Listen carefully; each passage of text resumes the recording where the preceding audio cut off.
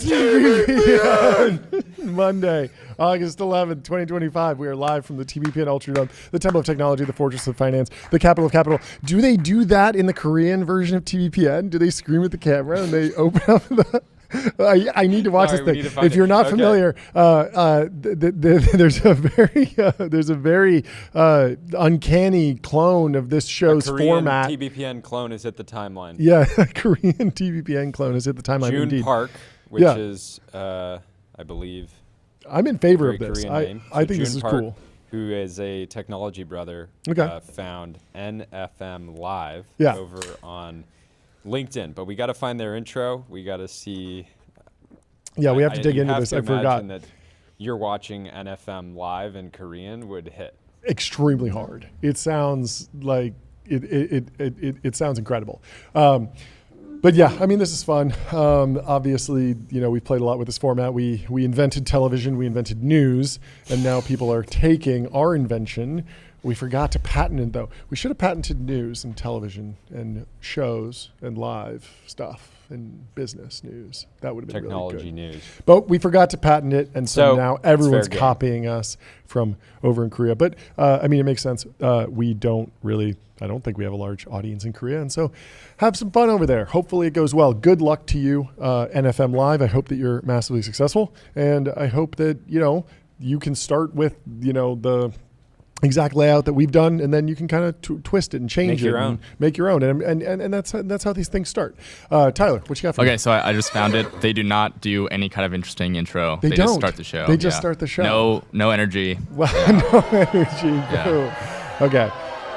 Step it up, guys. You gotta copy the important stuff. Yeah, the important stuff. It's not about the overlay. It's about the screaming, you losing your voice. Losing my voice. Jay Kim, you got to bring up the energy. Yep. Jay Kim, he's the host. Jordy, I clipped your intro and posted it and have never gotten more responses. Every that time. was the best intro we've ever done. Wait, just this one right now? No, the one from last week. From last week. We started the screaming. Okay. So. I'm always trying to one-up myself. The audience really likes it. Well, it really helps because we're always like just shuffling things around just 1 minute before we go live, and then we really got to dial it in. And so the screaming really takes it up another notch. And you know what else takes it up another notch? Getting your business on ramp.com. Time is money. Save both. Easy to use corporate cards, bill payments, accounting, and a whole lot more.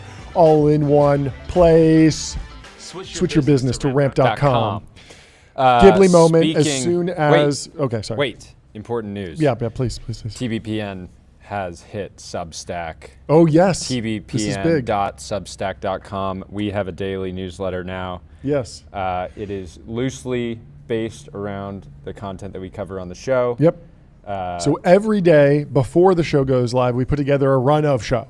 So we select posts that we want to talk about. We give our little takes. We figure out our the different things that we want to dig into at various levels of depth. We were already putting those together, and we thought it might be fun to send those out to folks to both let you know, hey, maybe this is a show that you want to tune into. You want to hear us talk about these things in more depth. You can hop on the stream. You'll receive the email right when we go live, so you'll be able to click and tune in if you want. And also, if you don't have a chance to listen to 3 hours of content that day, you can get a little bit of a summary of the last day. Of the last day, and a little bit of preview of what's going to happen today. So some of the top stories, and so some of the stuff we talk about on the show, we will have little summary teasers up there on our TBPN Substack. So please go subscribe and give us any feedback. You can reply to any of the emails that we send you. Let us know what you think. If you have pushback on the takes, if you have extra information to add, if you think we missed something, let us know through that. And then if you like certain pieces of the format, we'll see some of the analytics. We're going to be tracking you. We're going to be seeing what links you click on, the open rates, how far you scroll down. But if you particularly like something, just let us know. This is for everybody who says you guys make too much content, can't keep up. Well, here's some more content. More content. I knew you were going to say that. Yeah. Here's more content. Some content to help you keep up with all the content. Yeah. So. Indeed. Anyways, but and we couldn't spread this content all over the internet without the help of Restream. One live stream, 30 plus destinations, multi-stream and reach your audience wherever they are. You can sign up for free. Restream, thank you for hosting our show. So we talked about it yesterday, or we talked about it last week, and we talked about it a bunch. Genie 3 hit the timeline, was maybe the biggest news of last week in terms of artificial intelligence. Was crazy because it was GPT-5, but GPT-5 was more of this consumer update. We have some updates from Tyler. He's loving GPT-5, interestingly, kind of contrarian takes, as a lot of people were dunking on it. Tyler, what did you like about GPT-5? Oh, and give me your eval. Yeah, okay, so over the weekend, I've been using it more for coding, like various things. Definitely, I've been using the thinking mode like the whole time because I'm on the pro subscription, so you can choose thinking, so it always thinks. So there is a drop down now? Yeah. Okay. Well, there always was a drop down, at least for pro, where you could do GPT-5 or GPT-5 thinking. Interesting. And now there's also, I don't know if this was always there, but you can choose to add the legacy models too. So I can still access 4.5. I've been on the flagship model. I've just been yelling at it. Because I thought the model switcher briefly that was not available. Okay, yeah. So there's the model router, which I think is just GPT-5, and that'll route sometimes to thinking. Okay, but if I'm very stern with it, it usually thinks. It usually throws itself in thinking mode. If I'm like, don't mess this up, don't get it wrong, then it'll be like, I'm thinking. Yeah. But I just always use thinking because I'm on pro. So wait. But so I have 3 versions. I have GPT-5, which is the flagship model. I have GPT-5 Thinking, which gets you more thorough answers, and I have GPT-5 Pro, research grade intelligence. I want to be on Pro the whole time. So I think Pro was similar to 03 Pro, where it's going to be it's going to take a long time. It's going to take 10 minutes every time. Where GPT-5 Thinking is similar to like 03. Okay. Where it would just always think, but sometimes it's pretty quick. Okay. Well, I'm on ChatGPT.com. I can't find 4.0, and I'm wondering, where is my girlfriend? Where's my girlfriend? I'm still using I actually Bard. can't see 4.0. They apparently added 4.0 back. So you can, that might just be for Plus that you can go back, but you can add legacy models. That's just for people who are really desperate. And they replied to Sam Altman on X with a really funny post, and he turned it back on just for them. So there's 5 people that have access to the old model, but everyone else is rugged and on the new one. Okay, but give me your eval and give me your qualitative assessment of the model, because it seems like you did a test where GPT-5 outperformed all the other models, but then simultaneously it just seems like you've been having a good time.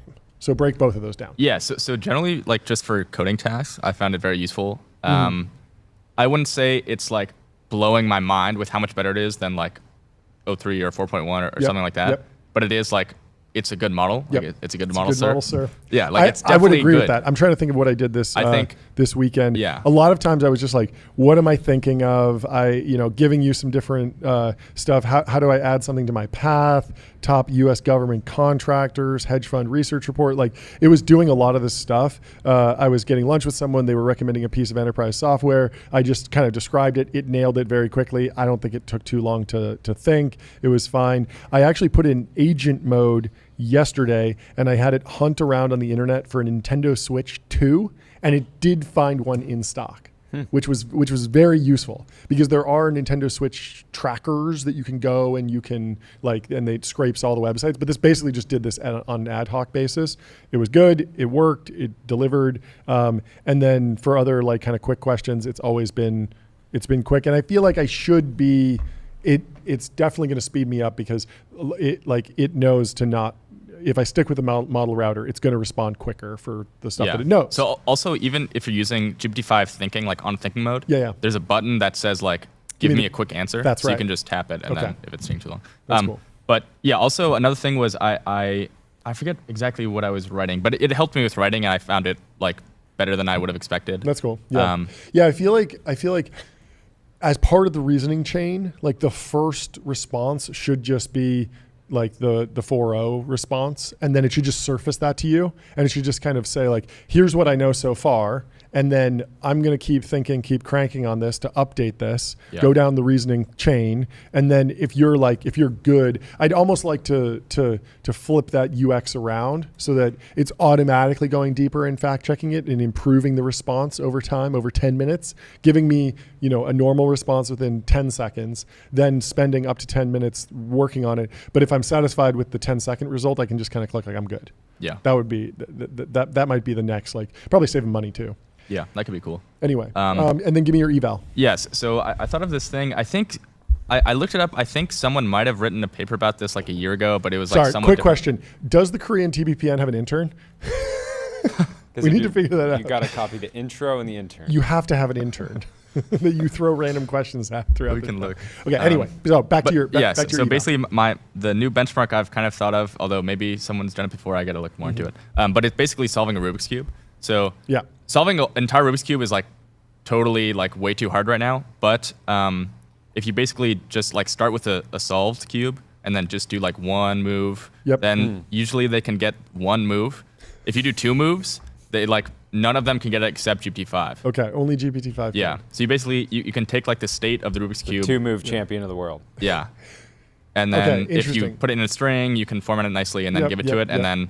GPT-5 thinking. Rotating the cube feels somewhat like ArcAGI, in the same way of there's this visual spatial test that then's represented in text tokens, and an LLM should be able to operate on those if it was able to transform that into true spatial thinking, but it's not quite there. Yeah, so I think something I'm going to try, I think I might write a little blog post, but I want to try actually putting it in image format, right, with multimodal and stuff. Are you jealous of our Substack? You're oh, maybe I'll have a Substack. Yeah. Oh, yeah. Maybe I'll just start one. No big deal. You can publish on ours. Okay. How about that? Yeah. But yes, you should flesh that. So continue. But yeah, I was thinking of trying different formats for the input. Maybe that'll help it out. Or doing actual multimodal, putting in image of the cube state. Yep. But I was very surprised. After two moves, I was kind of expecting you can look up all the algorithms you need online to finish the last to finish moves. The whole cube. So I was thinking oh yeah, let me just try the I'll pass in with three moves to go, and obviously can get that. Yep. And then it couldn't at all. Yeah. And then I tried. So this morning I tried. That was with no tool use. So this morning I tried with GPT-5 with the agent. Yeah. So no tool use. It was still writing Python, right? Yeah, that's true. Yeah. But it wasn't searching up algorithms. Yeah. But this morning I tried it with agent and it went to a bunch of different agent cube mode solvers. Yeah. It did. And it did not. It found them and it said oh yeah, I'm using it. This is the best move, and then it was totally wrong. Okay, interesting. So that feels like that feels like a pretty good test and a pretty good eval for the era of agents. What I was describing this to Tyler. I was saying you have a random Rubik's cube. If I gave it to you and I was you need to solve this, and you didn't have all the algorithms memorized, but you were it's my job to finish this cube, what would you do? You would Google how to solve Rubik's Cube. You might watch a YouTube video. You might go to some cheat sheet that's type in all the colors on the Rubik's Cube, and then it tells you exactly what to do step by step. And there are tons and tons of these like solvers. You go out there, you Google how to solve a Rubik's Cube, you type in what you have on the colors, and then it tells you move this one, rotate this one. The problem is that all those websites are completely built differently. Some of them are in WebGL, some of them are in, like just old HTML, some of them are programs, some of them are all games. The way the model learns to solve a Rubik's Cube is by pretending to be a human and just Google searching. That's how they will solve every problem. Yep. Because these tools exist. So it's like instead of RLing on DoorDash, just go figure out how to use DoorDash. Go figure out like the answer to like booking the flight won't be like reconstituting an airline from scratch. It'll just be like Google it, find like use Google Flights, right? Like use whatever's out there. And so it was impressive that it was able to perform at a higher level than the other models on the spatial reasoning required to finish the last 2 moves of the cube. But it was underwhelming on the agent side that it wasn't able to find and use a cube solver because it clearly hasn't been trained on that. Yeah, but it is interesting that GPT-5 thinking does like way outperform. It was like thinking for like 6 minutes just to get 2 moves. Wow. Which like is really long. But it's like, it is like, I think it shows that there's like, something. It's not just O3 packaged up as like in a router. So did you test it with O3 or? Yes, it did not and work O3 didn't. the first time. So there's something going on with the reasoning that is better. Like this is, it's weird because isn't O4 worse than O3? Well, we never got actual O4. We only had O4 mini. Oh, okay. So this could be like O4 under the hood, like a better reasoning model, even more RL on top of it. That's like maybe smarter. Yeah, and it's accessing that in a certain way, but it's still like nowhere near one-shotting like just random hard problems. Yeah. Interesting. For sure. I had lunch with some friends on Saturday, and one of the friends is a physics professor at a very prestigious college, and he was able to get GPT-5 Pro to one-shot a problem in about 25 minutes. That he said that would take his graduate students months to do on their own historically.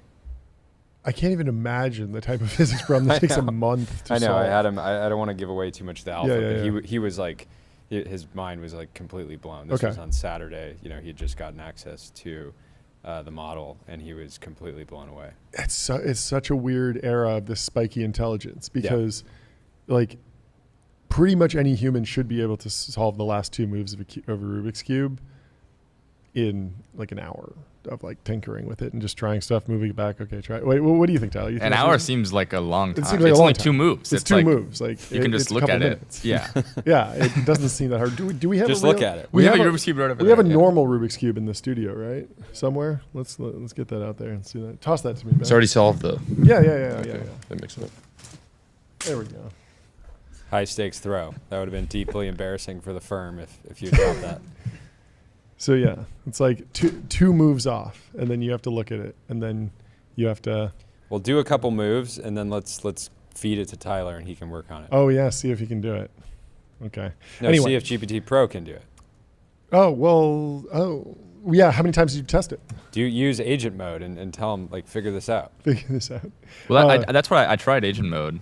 Didn't do anything. Didn't do anything. Yeah. Okay. Oh well. Well, let's tell you about Figma.com. Think bigger, build faster. Figma helps design and development teams build great things together, great products together. Get started for free. So, despite all the GPT-5 news, very exciting, and just a bunch of like progress that's happening. It feels maybe not as binary, not as exponential as some people were expecting, but lots of cool things. Also, I wound up using Claude Code for the first time and had a really interesting experience there. I had it do a deep research report. No. No, not at all. But I had to do a deep research report, and instead of just spitting out like bullet points and tables, I had it just spit it out as HTML, and so it was able to generate like really like I'll show this to you. I don't know if you can see this, but like, can you see this? I gotta take this off.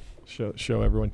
this is not going to work. But basically, it's able to like show formulas, show different charts and graphs, and just like use all the features of HTML, which was really cool.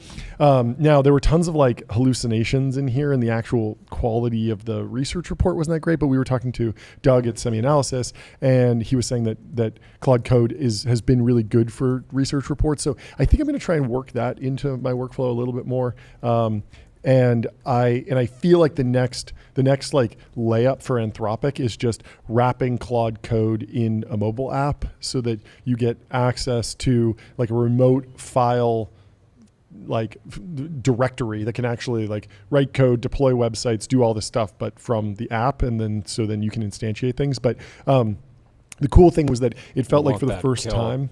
Won't that kill like $10 billion startups? maybe. But for the first time, it felt like I was feeling this whole idea of like the generative UI, the on-demand UI, totally. Because as like I was asking it to do this report on world models, and it just generated like different sections of like different charts and graphs and put them all up there talking about how these work. And it was able to just like create these little highlight sections for Odyssey, the company founded by Oliver Cameron. How much have they raised? Physical Intelligence by Lockie Groom and Carol Houseman have been on the show. They've had a $400 million round. Jeff Bezos, Thrive, Lux. The problem is like, I think I still need to fact check all this because I feel like the research wasn't as strong as deep research or what you get from GPT-5, but it was very cool to see it just use all the HTML functionalities and buckets to kind of create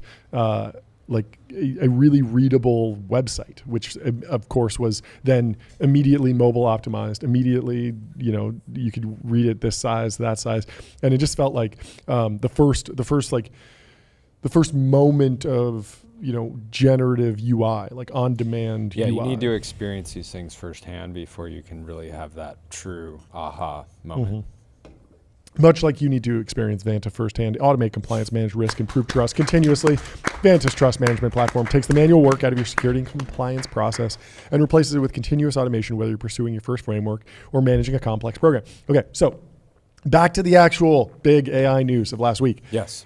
Genie 3 from DeepMind. Alexander Holinsky dropped a very fascinating series of viral videos on X saying something fun we discovered. You can use Genie 3 to step into and explore your favorite paintings. Here's a short visit into Edward Hopper's Nighthawks. And this video is crazy because and I said, this is a Studio Ghibli moment as soon as this goes general access, as soon as everyone has access to this, you're going to have the Studio Ghibli moment because everyone is familiar with that particular painting. Maybe not everyone, but most people. And it's just like, you can go walk around it and it feels like this real world. And I think that there's going to be so many examples of memes. Think of the example that I gave where you just take 3 photos from like a specific moment, drop them and create an entire world around it. And then you can go relive this like 3-dimensional memory. Exactly. And so it's this like, it's not I think the AI generated stuff is by default like very mid, right? Like AI slop is pretty like mid, and like the AI generated photos, like if you just showed me a photo of a car or something that was AI generated, I'd be like, I would rather just see Max Verstappen driving I'd rather see a more cinematic image of a Red Bull F1 car that's just taken with a really high quality camera and tells a story and immediately builds my intrigue of like, oh, when was this? Was this during a race? Was he practicing? Like there's just so much more value when something's real. Even if the fidelity's there, it's not quite there, but it's just less of like the story behind it. But when you take something that people know or is personal, like a family photo or a painting that they're a fan of, and you allow them the ability to customize and experience it, I think this will go way more viral.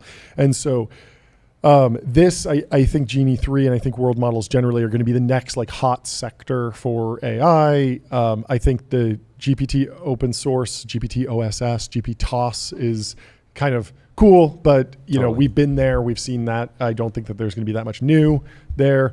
Claude 4.1 was kind of this minor spec bump, and even GPT-5 was, somewhat incremental, obviously very key for the business to get them, seriously competing in the enterprise space, and then also, improve consumer usage and just, improve the experience of the ChatGPT app. The meme potential of this, if you can Huge. generate a world and then just share the link to that world and other people can drop into it, it's just going to go incredibly viral. And even just exporting videos of this is good content creation. Even if you're just sharing the videos that you generated, but actually being able to share the link to is going to be really, really big. So I'm super excited about this. The big question from the show was, what was going to be this with the Ghibli moment for world models, and I think we know it now. It's not going to be a Doom knockoff, because you can just go play Doom. You can play the original Doom. You can also play the latest Doom, which is like 4K, 60 frames a second graphics on Xbox and PS5.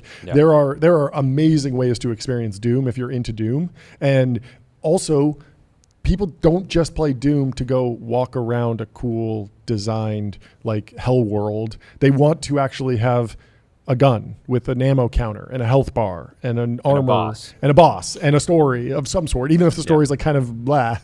They want to be able to progress. And it turns it into this reward cycle of, okay, I'm having fun. Verifiable rewards. Yeah, exactly. And so I think exploring iconic images, paintings, memes, this is going to be a Ghibli moment. We got some recorded videos from the DeepMind researchers, which we're showing you right now, and you can instantly see the virality. I can't wait for this to go into general availability, because I think we're going to see some really crazy ideas come out of this that no one can really predict until you get it in the hands of just millions and millions of people. And friend of the show, Logan Kilpatrick, went to interview Demis on Genie 3 and Deep Think and a lot more, and the interview just went up an hour ago. So, and we're working on getting the Genie team on the show, hopefully this week. I'm very excited for that. So the other interesting thing is people have kind of stopped generating Ghiblis, and images in ChatGPT is just something that people use, and people might generate a Ghibli for something if the meme calls for that. But I find myself generating more turn this person into a bodybuilder. A lot of those. But also, you have some funny idea and you go to images in ChatGPT and you say I want to visualize this thing. What if we put a car in Central Park and it was this color?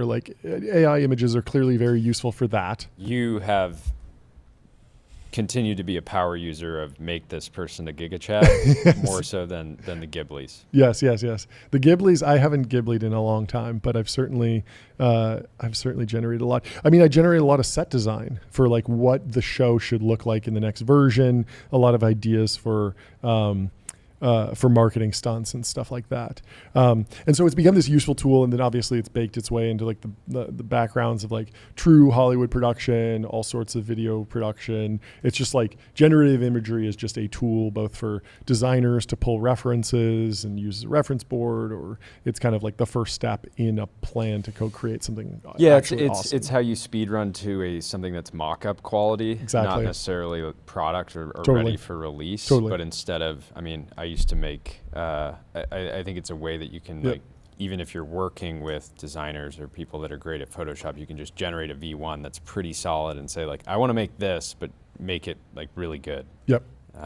And so Genie 3 is close to mock-up quality. If you were pitching a video game, or you were even pitching a experiential world that you wanted to build, or you're building a physical store for your business, and you generate an image of what you think that what that should look like, and then you want to let the client say, hey, we're going to invest $5 million building out this caffeine goo cafe in Nashville, like our friend did. You could actually walk around it and really get an idea of what that is, or you could do some of the Matterport things for, we took some photos of this house. We want you to be able to let you walk around. The tech is getting there. DeepMind is clearly scaling this. It's at 720p, 24 frames a second right now, pretty close to optimal visual fidelity. They're going to get to 4K 60 frames a second soon. But there will be intractable problems that come up that I don't think you can just blindly throw scaling at, similar to what happened in LLMs. And so we're going to be running down the same path we did with language models. This is my take. So you'll use reinforcement learning to round off all the sharp corners, or instead like kind of create spikes of spiky intelligence that create pockets of value within these generative worlds. So you can imagine if you're generating a video game, it's very important to have the main character look the same at the end of the game than at the beginning. So you might do some sort of like RL pass to make sure that the character consistency is really important for your hero character. But really, it doesn't matter if I like come back after 10 hours of wandering around like the video game and like a tree looks slightly different. Like it's fine. So so there'll be areas where these companies and these foundation labs like go and apply a ton more RL to make sure that this particular feature works. But at the same time, it doesn't make sense to go and try and rebuild everything and bake everything into the model. So you're going to wind up with situations where, just like ChatGPT got a web browser and a Python shell, these world models will need to be wrapped or interfaced with like a traditional database, so that if you have an inventory and you want to track health points or you want to track ammo, that's not like hallucination. You generate a world and then you make it fixed. Fix like or fix like the underlying territory of the world, the underlying map, so that everything's the same. But then you're generating on top of that. Tyler, what's your take? Yeah, I kind of disagree that like scaling won't fix this. If you look at the, I think if you look at Genie 2, it had this big problem with like consistency, right? You would turn left, then you would turn right again, and it would like look totally different. And I'm pretty sure in the paper they basically say that the consistency was just like an emergent property of scale. So consistency over what time period though? I mean, over the minute long. Yeah, I guess it could be 100 hours. 100 hours. That's how long people play GTA 5. Like a rolling, 100 hours. Like that's how long people will play these things. And it's like they want to be able to go back to, if you're in Elder Scrolls, you want to be able to go back to like the very first village you started in and see that the tree that you chopped down is still there. Look how far I've come. Exactly. Like there are some crazy properties in Elder Scrolls where it's like, in the first village, you accidentally killed the blacksmith, and so later, like 12 hours later, you come back and you can't get the sword that you want. Like why bother trying to bake all that into the model? Why not just use a database? But I'm saying you don't need to like think about baking it into the model. It's just gonna be an emergent property as you scale. Yes, but I do think you will wind up hitting plateaus of scaling. Just like ChatGPT, like LLMs got pretty good at math where they could do 2 + 2, and then they could do much more complex math. But at a certain point, it was like, we're just going to give you a Python shell so that you can just actually do the real math. Yeah, that's fair, I guess. Like, because even if scale would solve like the really, really hard, intractable, huge math problems, it's like, why burn the electricity to run that massive model to do some very, very basic calculation that would take like 5 flops on just a CPU? Sure. And so like, you don't need to, and I do think that there will be other tools that it doesn't make sense to bake into the model. I mean, just think about like multiplayer elements. Like, how would that be baked in the model? Like, you'd want to sit on top of just like a normal social network. Yeah. You want to sit on top like of some sort of normal like interface so that you can join the same game. Like, I don't want to recreate a new like it's interesting like that Epic Game Store every time I launch. It's possible to imagine like a new video game paradigm where the world is just constantly expanding and there's no real rules and characters are constantly emerging. But at the same time, like imagine playing soccer, and if you dribbled to the side of the pitch at one point, like it just opened up and you could just keep dribbling. Like eventually you'd be like, okay, like I actually like having a rule set. I like having this sort of consistency in the game, so that I have a framework in which I can play in. So in so many ways, this will create entirely new like formats effectively. Like you're taking the concept of an open world video game and you're just opening it up infinitely. But I think, again, people will want that consistency of play and even a shared experience, right? And I mean, so yeah, Goldrock in the chat is saying $3,000 an hour to play at 4K 60 FPS. I mean, that is a real consideration. The other question is just like, is there a way that you can pull forward adoption by like not being a deep learning purist, even if deep learning is the solution over the long term? While you're waiting to build the $1 trillion data center to actually hit the crazy scale, if you can get user adoption by just using a normal database to track your inventory and your health bar, like you'll get more adoption, and then you'll create this flywheel. It's the same thing with ChatGPT. Like we could have just been like, OpenAI could have said like, look, there's no reason to give an LLM access to a Python REPL. At a certain amount of scale, it'll be able to just reason about it and do the Python in its head, right? But you can say like, actually you do want to like, if you use the world model as like an RL environment, then you can actually pull it forward that way by just like using it for other stuff, you know? Maybe. Like if you're using it, it's not a game, it's like a data set that you use for and then like, oh yeah, we can also release it as a game for like normal users. But really it's to train our robotics model. You're really pilled on this robotics thing. Yeah. I think that because data is like the big issue. At least that's what certainly for robotics. But I think there's a consumer product here. I agree, but the way that you like fund it is using as maybe the opposite. Maybe the robots learn from all the humans acting like robots in a game. And then that generates a ton of data that it's then like can be one transferred. hand watches the other a little bit. Exactly. Yeah. But my real question is like, DeepMind is obviously absolutely crushing on the research side. They're like really, it feels like they're really far ahead right now. This is clearly state of the art. The question is like, what does it take for Google to actually get this out in the world as a consumer product?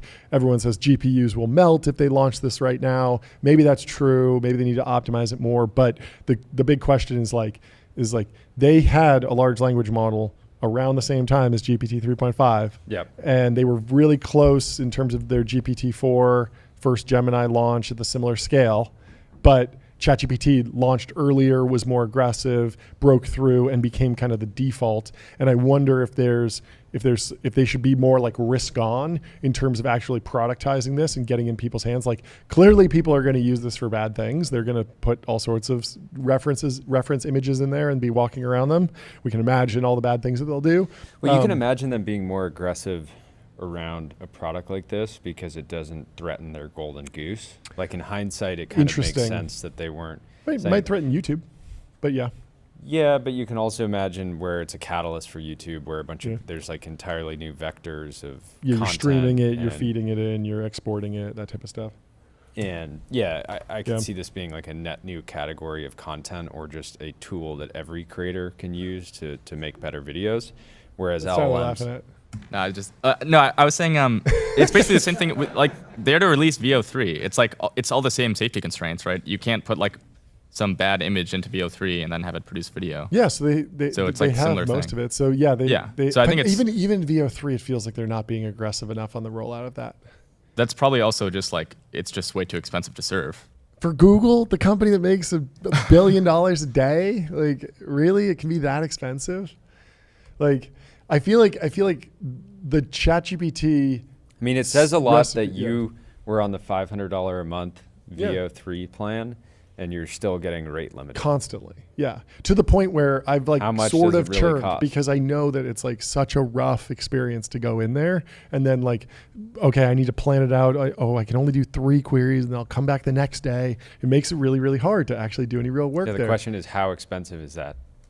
For them to serve, it must be a lot. It must be expensive. It must be expensive. $500 a month plan. But what was the secret to ChatGPT beating Gemini? Like the Gemini app launched 3 months later, so first mover advantage clearly matters. Also, ChatGPT, it seems like Sam Altman's never met a GPU he doesn't want to melt. he will do anything he can just to scale, even if it's, I imagine the margins for the early ChatGPT launch were terrible, and I imagine they were burning tons and tons of money in terms of inference costs, and they were way upside down there. I mean, ChatGPT was basically free for like months and it was like, how? Like this clearly has operational costs. This has inference cost, and they're just eating it. And so maybe being more aggressive on the financial side, and then I think. Well, I still think for Google, if they were to come out and launch a ChatGPT like product that didn't have, for example, like a knowledge cutoff that ChatGPT did at that time already. So there's a post here from an account that does a weekly newsletter of quotes from earnings calls, and they aggregated a bunch of quotes on AI-driven changes in Google search, reducing referral traffic and impacting user engagement. So these are just different CEOs in the last week. The one here, the portion of our traffic that comes from Google search has declined from 52 to 28%. Another one from the Groupon CEO, Google is significantly changing the behavior of search result pages. What we see is that we have declining traffic. Another one on Google, when Google provides an AI response, there's a much lower click rate on it because it's typically a user getting the answer in that response and they don't need to go further. NerdWallet CEO, the Google search is still pretty challenged. And another one, we can't deny it is a risk on page views. And so again, all these AI features are reducing people's need to just navigate the web and drive, some of which is ultimately, I'm sure, paid traffic. Yeah, and maybe the world model stuff, video game stuff, it's like not as threatening to their core business. I mean, it clearly is not. And so maybe Google will move faster on this and own the consumer product. But I feel like in the next 12 to 18 months, like we are going to see some sort of explosion in like consumer AI driven around world models, something built on top of this, whether it's a game or meme engine or some sort of product. And it's interesting because there are 2 or 3 serious companies building in this space. We talked to Descartes, who's building in this space. Fei Li has World Labs, I believe, that's building in this space,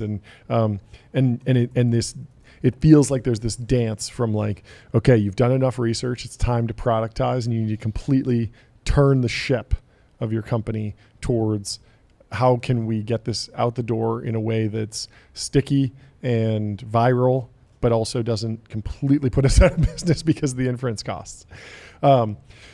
But we'll keep digging into it. We'll keep having people on the show to talk about it. The team over at DeepMind is posting. I just put a post in the chat. While you're pulling that up, let me tell you about graphite.dev, code review for the age of AI. Graphite helps teams on GitHub ship faster, higher quality software faster.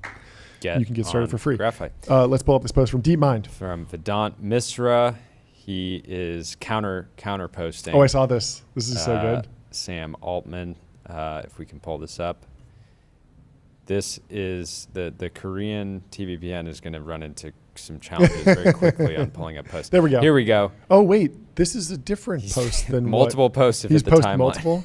Yes. Okay, so in this one, Google is the rebels. Is what he's saying. I don't know. DeepMind I don't even know rebels? At this point. It's hard to tell who's the Death Star. Okay, I finally landed on what Sam Altman, the steel man of the Sam Altman Death Star post. The Death Star was the overwhelming weight of numbered language model releases, and he was feeling the crushing weight of GPT-5 needing to be an order of magnitude bigger and an order of magnitude better, and a massive qualitative step up and a binary change in the overall experience. And he blew that up. He blew up the expectations that numbered releases would be correlated directly to specific model capabilities. That's the closest I could get on the steel man of the Death Star post, the vague post. Alternatively, it was provocative. It got the people going. It did drive a lot of speculation and a lot of frustration. Well, over the weekend, you posted there's 100 million in computer hardware locked in the replies. It's your job to get it out. So if you were on X over the weekend, Donald Boat at LaserBoat999 was on a tear. If you had a viral post over the weekend, he was going to be in your replies saying, I agree. The only way we can drive culture, science, and industry forward is if you overnight me a motherboard compatible with an AMD Ryzen blah, blah, blah, blah, blah. And I believe he's made some tremendous progress in terms of putting together this computer. I was talking to him a lot over the weekend, tracking the story. He said he was shy, didn't want to come on the show, but a lot of people are questioning, like, is this some scam? Martin Shkreli was wondering if it's a scam. I think he's just having fun, and he's a good poster, and he is just he's kind of e-begging and kind of shamelessly asking for stuff, but having fun way. And it's funny. And it's basically like the tipping version of the X-creator payout. Like, he's just getting extra stuff. So he has received almost everything. It's also hilarious the type of accounts that he responds to, because it's everything from like Elon and Sam Altman to Dasha from Red Scare. And like he's all over the place. He's not purely just going after like the richest people in tech. Specific taste in poster. Yes, he has a specific taste in poster. And I mean, when he started this project, he already had 100,000 followers. Was a prolific poster. But he is apparently going to have some sort of MIT physicist put the PC together. He says he doesn't know how to code, and he's not using it to like build software. He's more just interested in playing Battlefield 6. Which had a beta this weekend that apparently did very well, and apparently blew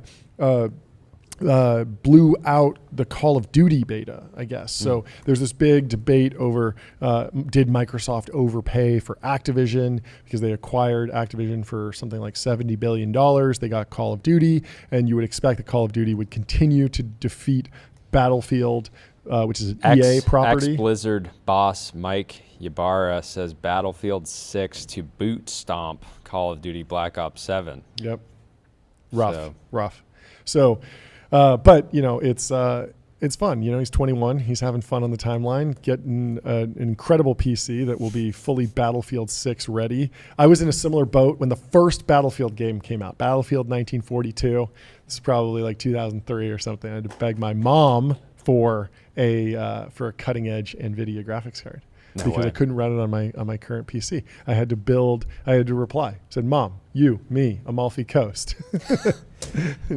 I was so Apple pilled from a young age. Really? I reffed hundreds of soccer games to buy a maxed out MacBook Pro. Okay. Which is still like terrible. Yeah, it's not a gaming any, PC. Like, gaming rigs, but I would use that to play. Yeah, I was always PC Master Race, but. And the last PC I built, the last bastion of the Windows ecosystem in my life is sitting right over there. I built that, not for gaming, actually. I never even noticed that. I built that PC for rendering computer graphics using, oh my God, Tyler's picking it up. He's going to show off the thing. Donald Boat, if you want an older PC with a, what does it have? It has two NVIDIA 1080 Ti's in there. It's not bad. It has a Ryzen Threadripper. I think it has 64 threads, actually. It might even have, it's probably not as fast, but it's a pretty solid CPU in there. Got That's some a rig M.2. right there. It's a rig. I built that from scratch, and I was rendering with scraps in a cave. With scraps in a cave, I was rendering computer graphics on Cinema 4D. Did a little Houdini on there. You let it cook. It was a fun time. And then I also played some virtual reality on there. Had a good VR rig set up every once in a while. It was fun. This is like, again, this is like Hunter Biden reminiscing on yes. smoking crack. Yeah, never again. John's crack. I mean, Donald Boat was like totally getting me back into it. I was like, maybe I should build a new rig and play Battlefield 6. No. Like, this seems like really good in the 2 minutes I have for free time this week. Absolutely anyway, not. Really quickly, Polymarket has which company has the best AI model at the end of 2025, and Google is still on a tear. There was a major switch after GPT-5 dropped. Google's sitting at 75% for August 30th and way up there for September 30th. And even by the end of the year, Google is slated at 54%. So DeepMind is in control of the Rebel Alliance. Maybe they are the Death Star, because they all eyes on they cannot be defeated, Gemini apparently. 3. Although of course this is benchmark based. So anyway, Donald Boat, he's having fun.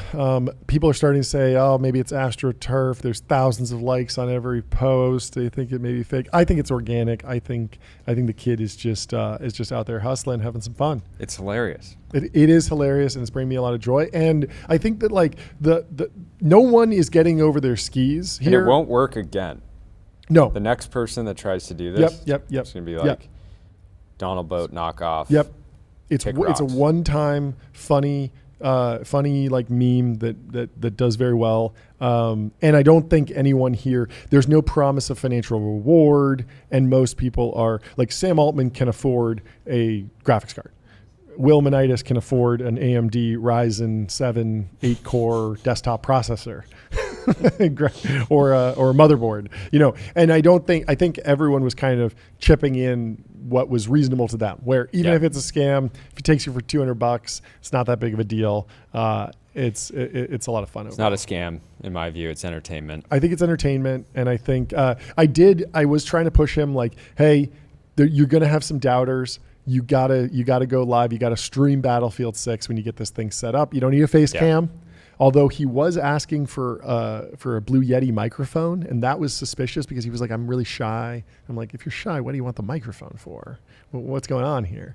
But overall, I think he's going to build the PC. I hope he streams Battlefield. I hope he's good. Could be a lot of fun. Anyway, let me tell you about Julius. What analysis do you want to run? Chat with your data and get expert level insights in seconds. You can ask Julius to analyze your data. It's loved by over 2 million users and trusted by individuals at Princeton, BCG, Zapier, and great TBPN. You guys already know we love the CEO, Julius. Rahul Sunwalkar. Rahul. He's been on the show 3-4 times. He's been in person on the Friday show. That's right. But absolute legend. Go try out Julius. You're going to love it. Whether you're working in marketing, finance, product, you can use it to understand your business better. I was talking to a VC over the weekend who was lamenting missing Julius because he understood who Rahul was.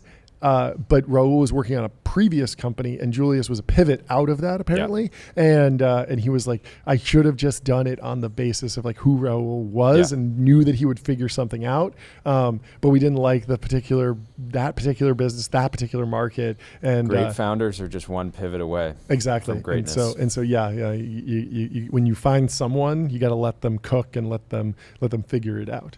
Yeah. Well, you know who else is having fun cooking on the timeline? He's monitoring the situation professionally now. Former OpenAI researcher Leopold Aschenbrenner, his fund situational awareness is up 47% in the first 6 months of the year. Love to see it. You may have first become aware of the podcast he did with Dwarkesh and the essay that he wrote alongside it. Situational awareness is probably my favorite name for any type of fund in a long time. It just says so much. It's like, hey, we're aware of the situation, we're monitoring it, and we're trading against the situation.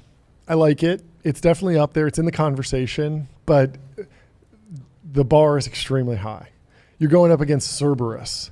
You're going up against Ares, the god of war. Like the ceiling for quality of fund name is so high when you're in the public markets. Wouldn't say this about VC funds because they all have very silly names. You got Blue Owl. Sequoia Capital. Blue Owl is a great name for a fund, a private credit fund. But I mean, Citadel. It's a very strong name, you know. Bridgewater, Blackstone, BlackRock. I love it because it's unique. It's unique. Very unique. It is unique. It aligns with this very viral thesis. Yeah. And it says exactly what you're getting into. Yep. And it was incredibly accurate. Like when he posted the original situational awareness essay, it was something that was consensus in San Francisco and contrarian everywhere else. And so what I loved about this was that there were so many people that were seeing what was going on in San Francisco in AI, and they wound up starting seed funds. And he was like, no, the real alpha is in the public markets, in these like long tail trillions of dollars of market cap. Exactly. That's going to fluctuate based on AI adoption. Exactly. So his portfolio is very interesting. It's all deeper in the supply chain. Notably, Nvidia is missing. Maybe that was too consensus, but he's been long a bunch of things. Now, there was a little bit of confusion because in the 13F, which was released, only up 32% year to date, John. It's barely in the conversation.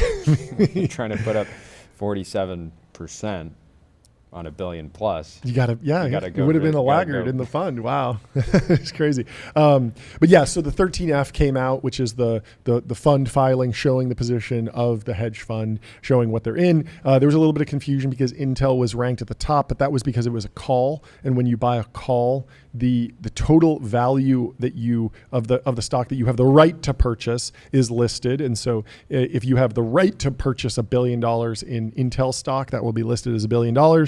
But in fact, you will not have actually invested $1 billion in that call. And depending on how far out of the money that is, that can be very, very cheap. Yeah, and people were questioning, like, hey, did this fund already blow up? Basically, because Intel is obviously they might have had to write down those calls or get out of the position. There's a million things it could do, but there's a bunch of interesting things in here. And so front page of the Wall Street Journal for Leopold. You'll love to see it at age 23.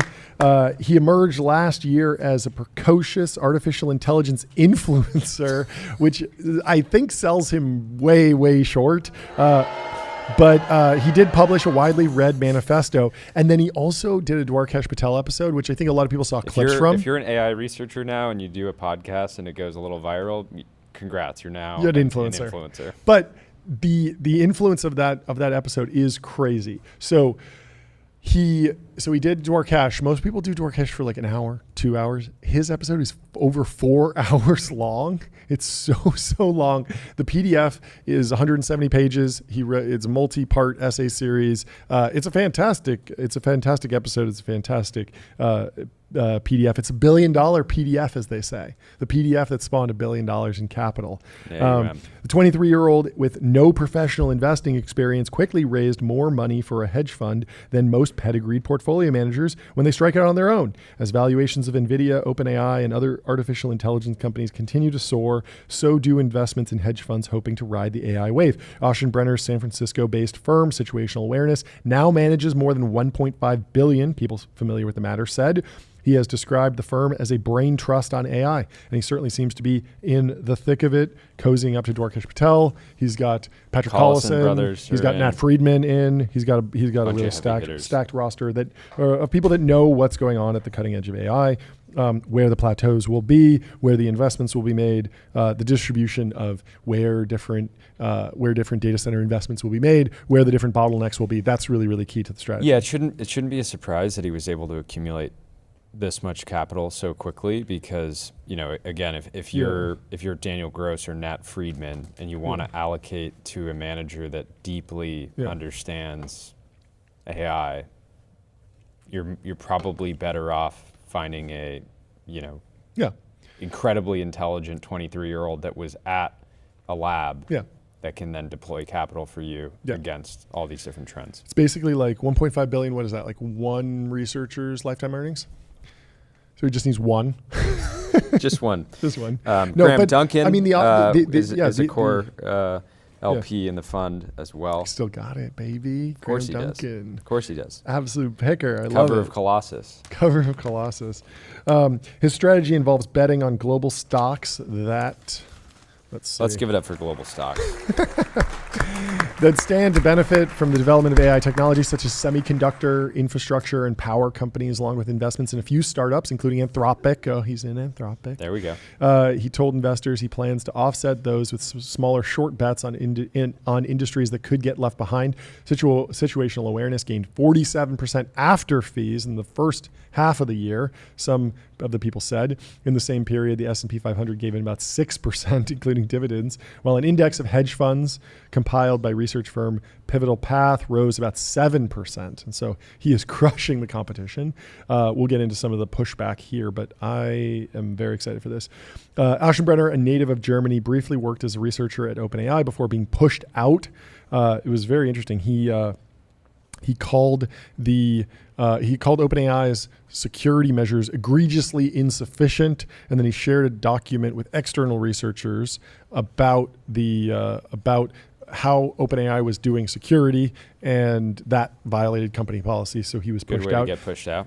I don't know how big of a deal that really is. Like, I don't know. Like, you should be able to talk to other people. Obviously, you shouldn't like violate company policy. Kind of weird to like talk trash about your own company's security things. And then also, we're in this weird phase where like, okay, like you got a habeas corpus when you talk about the security stuff, because like if you were running around the building being like, we're all going to get turned into paperclips, and then it's like 3 years later and like nothing's happened, it's kind of like, come on, man, like what were you doing? But if he was sounding the alarm about geopolitics, which is something he did in situational awareness, or AI psychosis, like there are a lot of things that are good to research in safety. And so his overall take was I think he benchmarked the entire industry and found that like less than 1% of AI headcount was going towards like safety and the alignment problem, and so he identified that as a problem to kind of go after. But now he's more focused on the public markets. So Aschenbrenner, native of Germany, worked at OpenAI.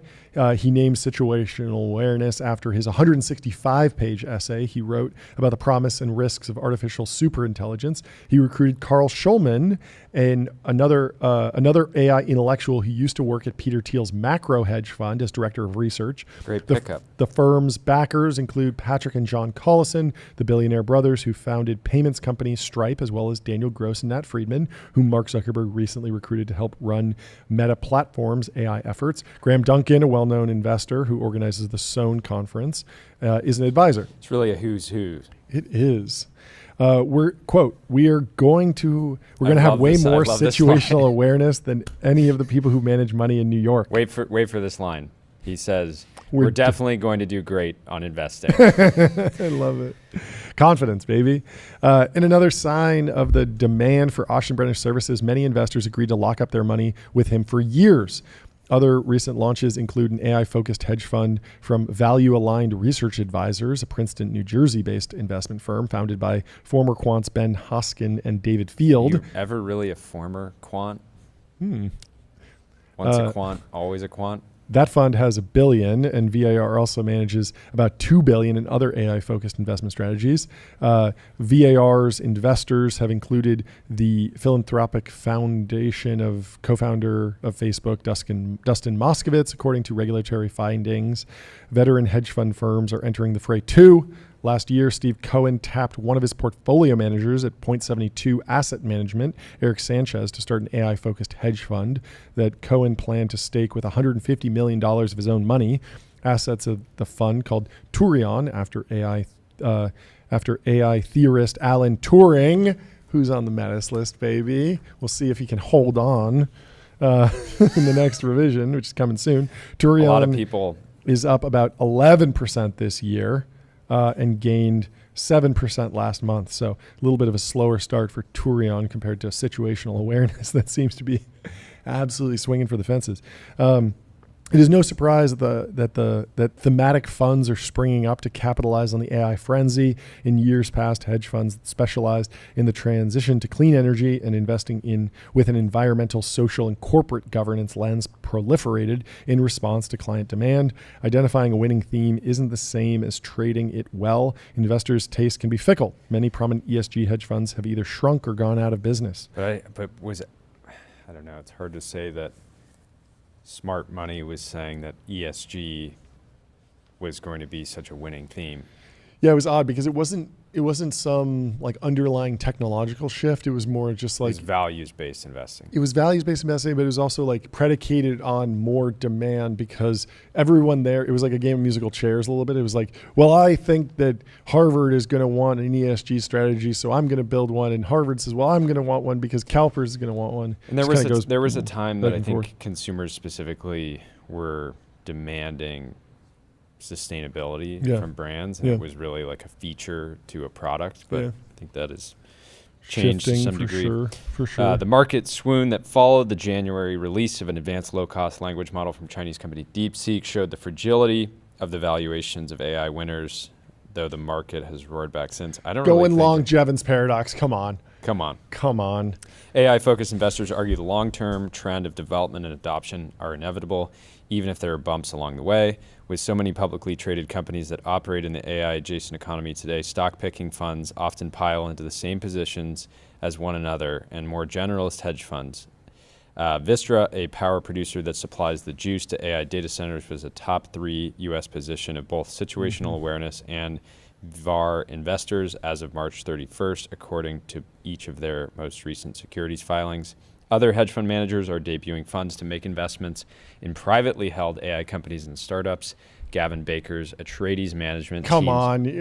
That's also in the top 10 best names ever. Atreides. Atreides is fantastic. It's from Dune. Paul Atreides. Atreides Management teamed up with Valor Equity Partners to launch a venture capital fund earlier this year that has raised millions from investors. Millions is such a funny way to describe a fund. Like, I'm sorry. I would hope it's in the millions. Otherwise, what are you doing? Dozens of dollars. From Oman's sovereign wealth fund, each firm separately invested in XAI. XAI. At least one portfolio manager is planning an AI hedge fund as a comeback vehicle. Sean Ma wound down his Hong Kong-based firm, Snow Lake Capital. Sounds cool. I mean, anytime you add smash capital to the end of, always an improvement. Of a word or a couple words, it always elevates everything involved. Yes. After it agreed to pay out $2.8 million to settle Securities and Exchange Commission charges last year that the firm participated in stock offerings of companies that it had also bet against. Ma took over an investment firm called M37 Management in Menlo Park earlier this year. He's currently fundraising for a hedge fund focused on AI software and hardware. So, a lot of action. Did you know that Meta is calling their AI lab TBD lab or something like this? Do you see this? Since when? I don't know. I thought it was MSL, but the journal saying Meta's TBD lab tackles new version of Llama. I think this is some sort of like sub lab focused on open source or Llama specifically. At the forefront of the push to build a computer mind smarter than any humans is a team dubbed TBD Lab, which houses many of the researchers the company has lured from rival labs, in some cases with pay packages of tens or hundreds of millions of dollars. TBD Lab, as in to be determined, is spearheading work on the newest version of Llama, the company's large language model, according to people familiar with the matter. I don't know. Just interesting. That feels like some weird leak that like the journal's like maybe misinterpreting. Anyway, back to Leopold.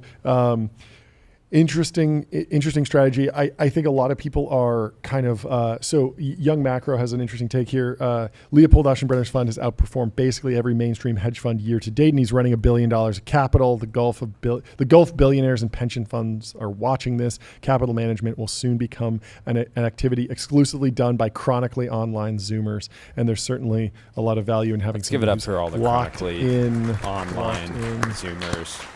Yeah. Let's give it up for Profound. Get your brand mentioned on ChatGPT. Right. Reach millions of consumers who are using AI to discover new products and brands. You can get a demo. So funny. I'm looking at the comments on WSJ.com. Mm-hmm. Giving a 23-year-old $1.5 billion to invest is pretty solid proof of a market top. How old was Ken Griffin when he started Citadel again? Wasn't he like 18? Oh, yeah. He was at Harvard. He was an undergrad. He hadn't even graduated yet. That's right. Interesting. Just say you've never studied the greats. Just say you've never studied the greats. Yeah, I mean, like, I don't know. Like, of course there is a risk that there's some bubble and the risk management. Of course we're in a bubble. That doesn't mean you shouldn't try to make money on it. Exactly. But there is a risk that you get caught over your skis at the wrong moment. There's a pullback and the fund draws down really crazy. But again, Citadel drew down like 70% in the housing crisis. All the greats have suffered a massive drawdown. It happens. Look at Bezos. I feel like Leopold, this is what he's meant to do. And I'm rooting for him. I'm excited for it. I think it's very, very cool. Anyway, this will be Will this be good news for Leopold? He's not in Nvidia. In some ways you could say he is net short Nvidia because he is long everything but Nvidia at this point. Is this good news? Is he cheering? Is he sad? The news is that breaking from the Financial Times, Nvidia has agreed to share 15% of revenues from H20 chip sales in China with Uncle Sam. According to export control experts, no U.S. company has ever agreed to pay a portion of their revenues to obtain export licenses. We were talking about this this morning at the gym. Uncle Sam eats first, and I was like, certainly, like this has to happen, like all the time. I chat GPT it, and it's like, actually, it's unconstitutional. you can't do this at all. And so I'm sure some folks worried about Trump's overreach and abuse of the federal system will be up in arms over this. So we're going to have Peter Harrell on the show in 20 minutes. And we're going to talk to Aaron Ginn about it too. January 2021 to 2022, Harrell served at the U.S. White House as a senior director for international economics, jointly appointed to the National Security Council and the National Economic Council. He co-led President Biden's EO 14017 supply chain resilience agenda, worked on the global digital 5G and telecommunications strategy, spearheaded negotiations with the EU on data privacy, and served as a White House representative on a number of related matters. So excited to get his takes. Yeah. He shared a bunch on LinkedIn yesterday evening or this morning. So we'll kind of wait to get into that. The wording in this journal article is so wild because it's not saying like the IRS or something. It's saying the Trump administration will receive 15% of the sales as part of a deal to approve exports of Nvidia's H20 chip. So it's like, where exactly is the money going? Like, I guess it goes into the Treasury, the Commerce Department, but it's just funny to phrase it as like, Trump gets to control where it goes. But hopefully it goes down towards paying down the debt. Like, I guess that's the... Bone GPT says 15%. That's all. Off the top.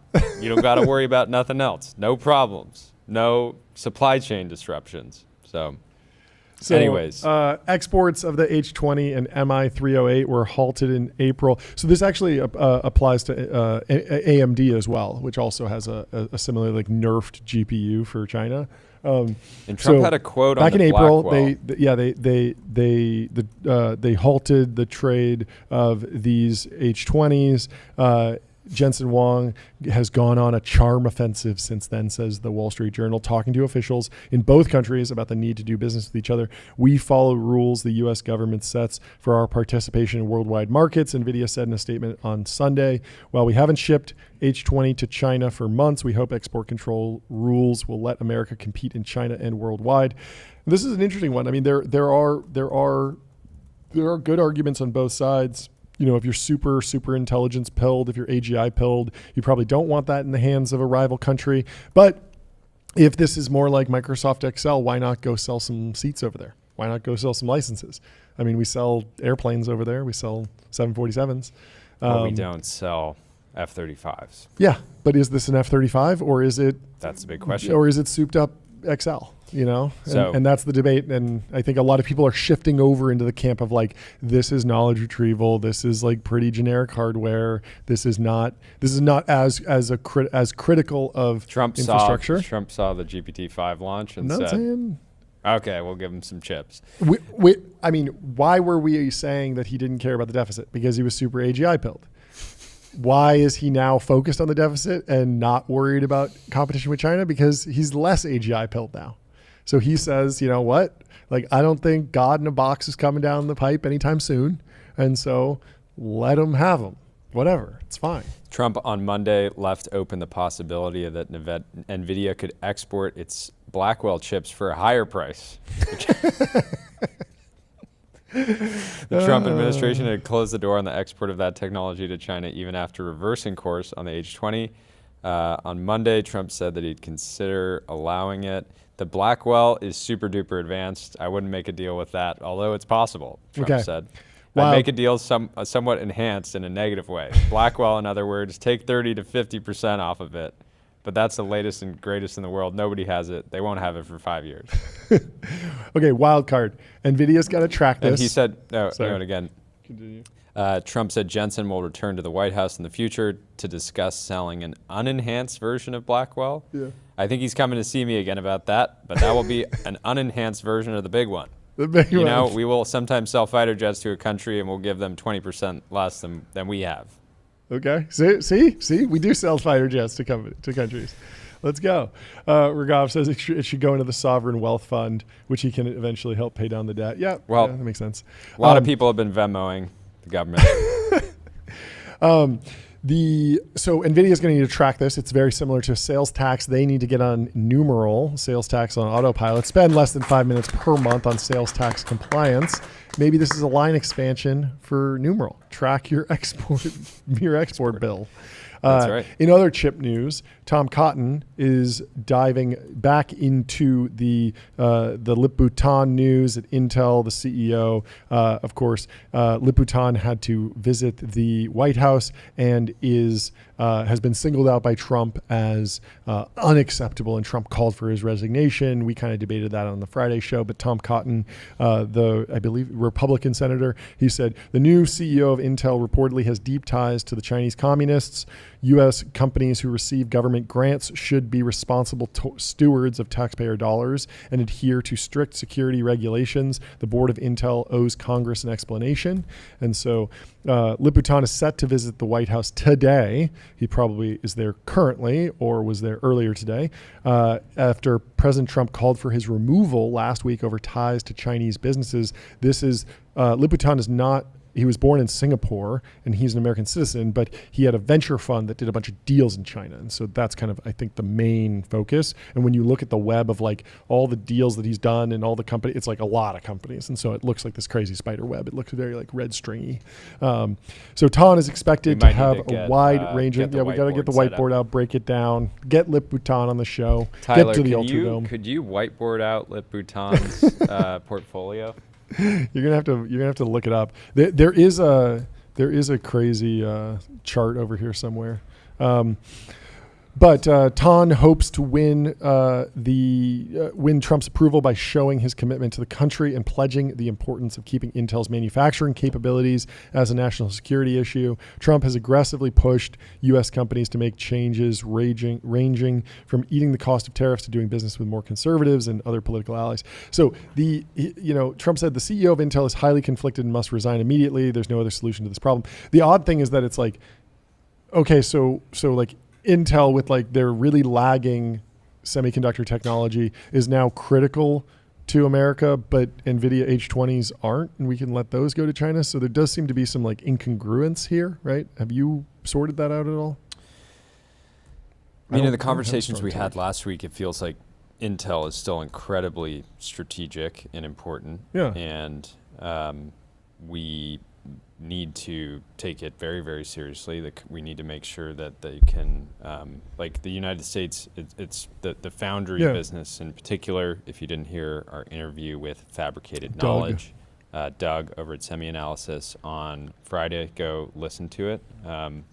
But yeah, I think universally people agree that Intel is important. It's in a bad situation. But so the question then becomes, is Lip-Bu the right guy to steward it?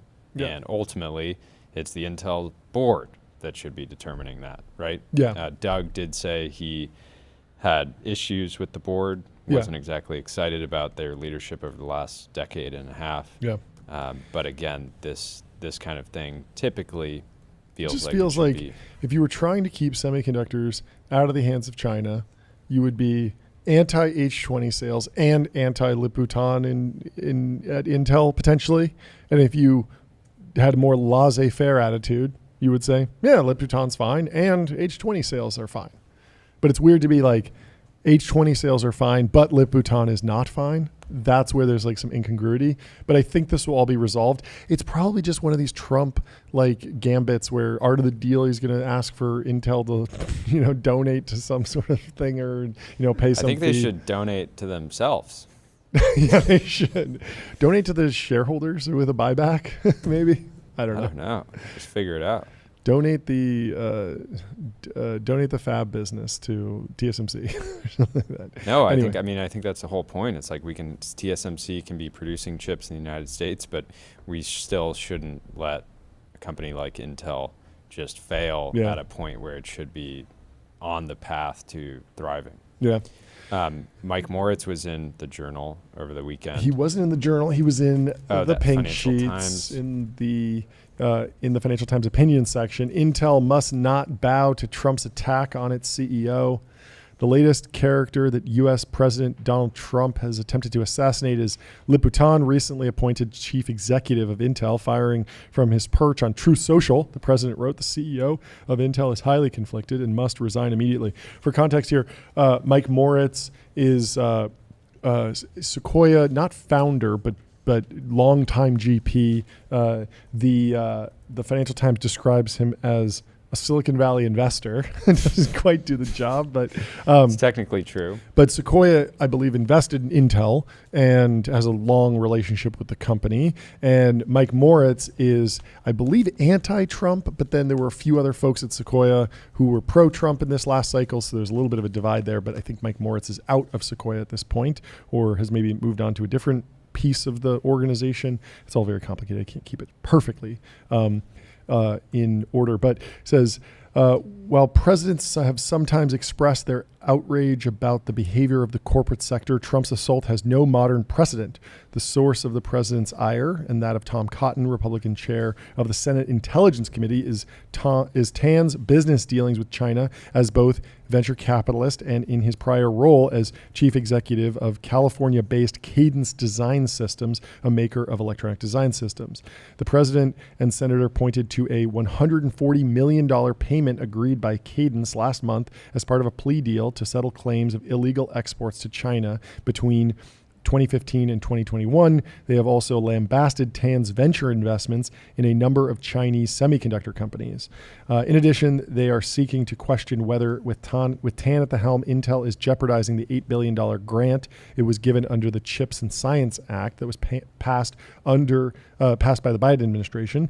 The attack on Tan comes at a time when the president's policy towards China and the Chinese tech sector seems to change by the hour.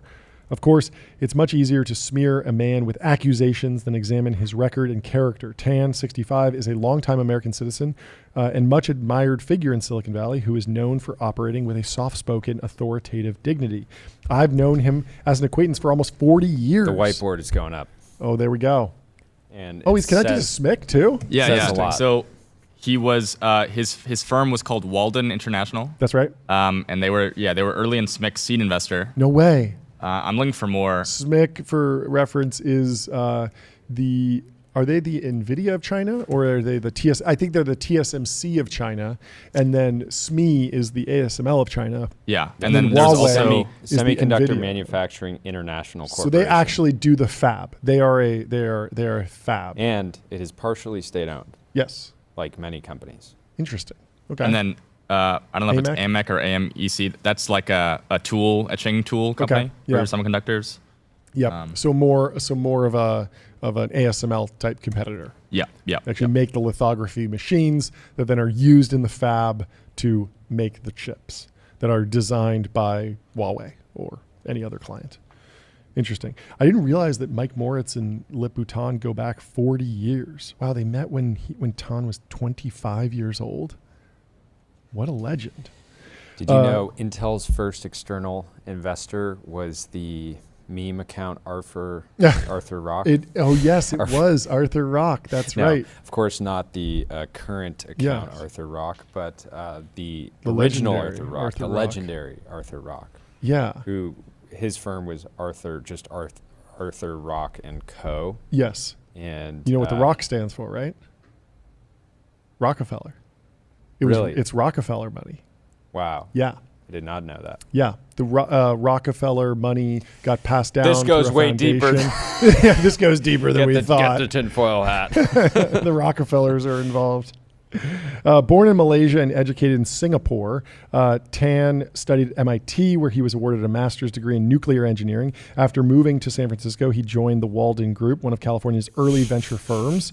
Instead of plowing the Silicon Valley furrow, he elected to head to Taiwan. Later, he made investments in China, the majority in companies with deep technology roots. His deep understanding of both Taiwan and China is an asset many U.S. chief executives would like to possess. When he later became CEO of Cadence, which had fallen on hard times, the wiseacres assumed he would fail given his lack of operating experience. Instead, he transformed the business. In his 12 years at the helm of the company's revenue tripled to almost $3 billion, and the stock price appreciated by over 3,200%. Today, Cadence is worth close to $100 billion.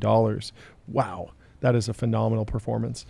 Earlier, and again, Lip-Bu made a seed investment in SMIC in 2001. Wow. Exited it fully in 2021. Yeah, and I mean, you think about like the vibe around doing business in China in 2001 was like, absolutely. These are our boys. We make shoes and Nikes there, and we make iPhones there. Like, it was like completely reasonable. There was no great power competition discussion whatsoever. All that has cropped up in the last decade. And so earlier this year, Lip-Bu became the chief executive of Intel, a job which in Mike Moritz's book amounts to public service. It is no secret that over the past 20 years, Intel has ceded its mantle as the world's most important semiconductor company to companies like Nvidia, Broadcom, TSMC, and Samsung. 6 different leaders have failed to return Intel to the glory days that it enjoyed under the late Andy Grove. It failed to capitalize on the rise of the mobile phone industry and was outgunned by Nvidia as the supplier of silicon engines for the AI revolution. Its manufacturing prowess, a rarity among U.S. chip companies, has been consigned to the shade by TSMC. Oh, Mike Moritz, what a great writer. Today, Intel is an also-ran lacking much in the way of financial firepower. The last thing Tan needs is to be distracted by a vindictive political sideshow. Now, the Intel board must decide whether to march to the beat of so many other corporate leaders and capitulate to the president's artless bullying, or to set an example for other companies and display some backbone. Early signs of defiance are encouraging.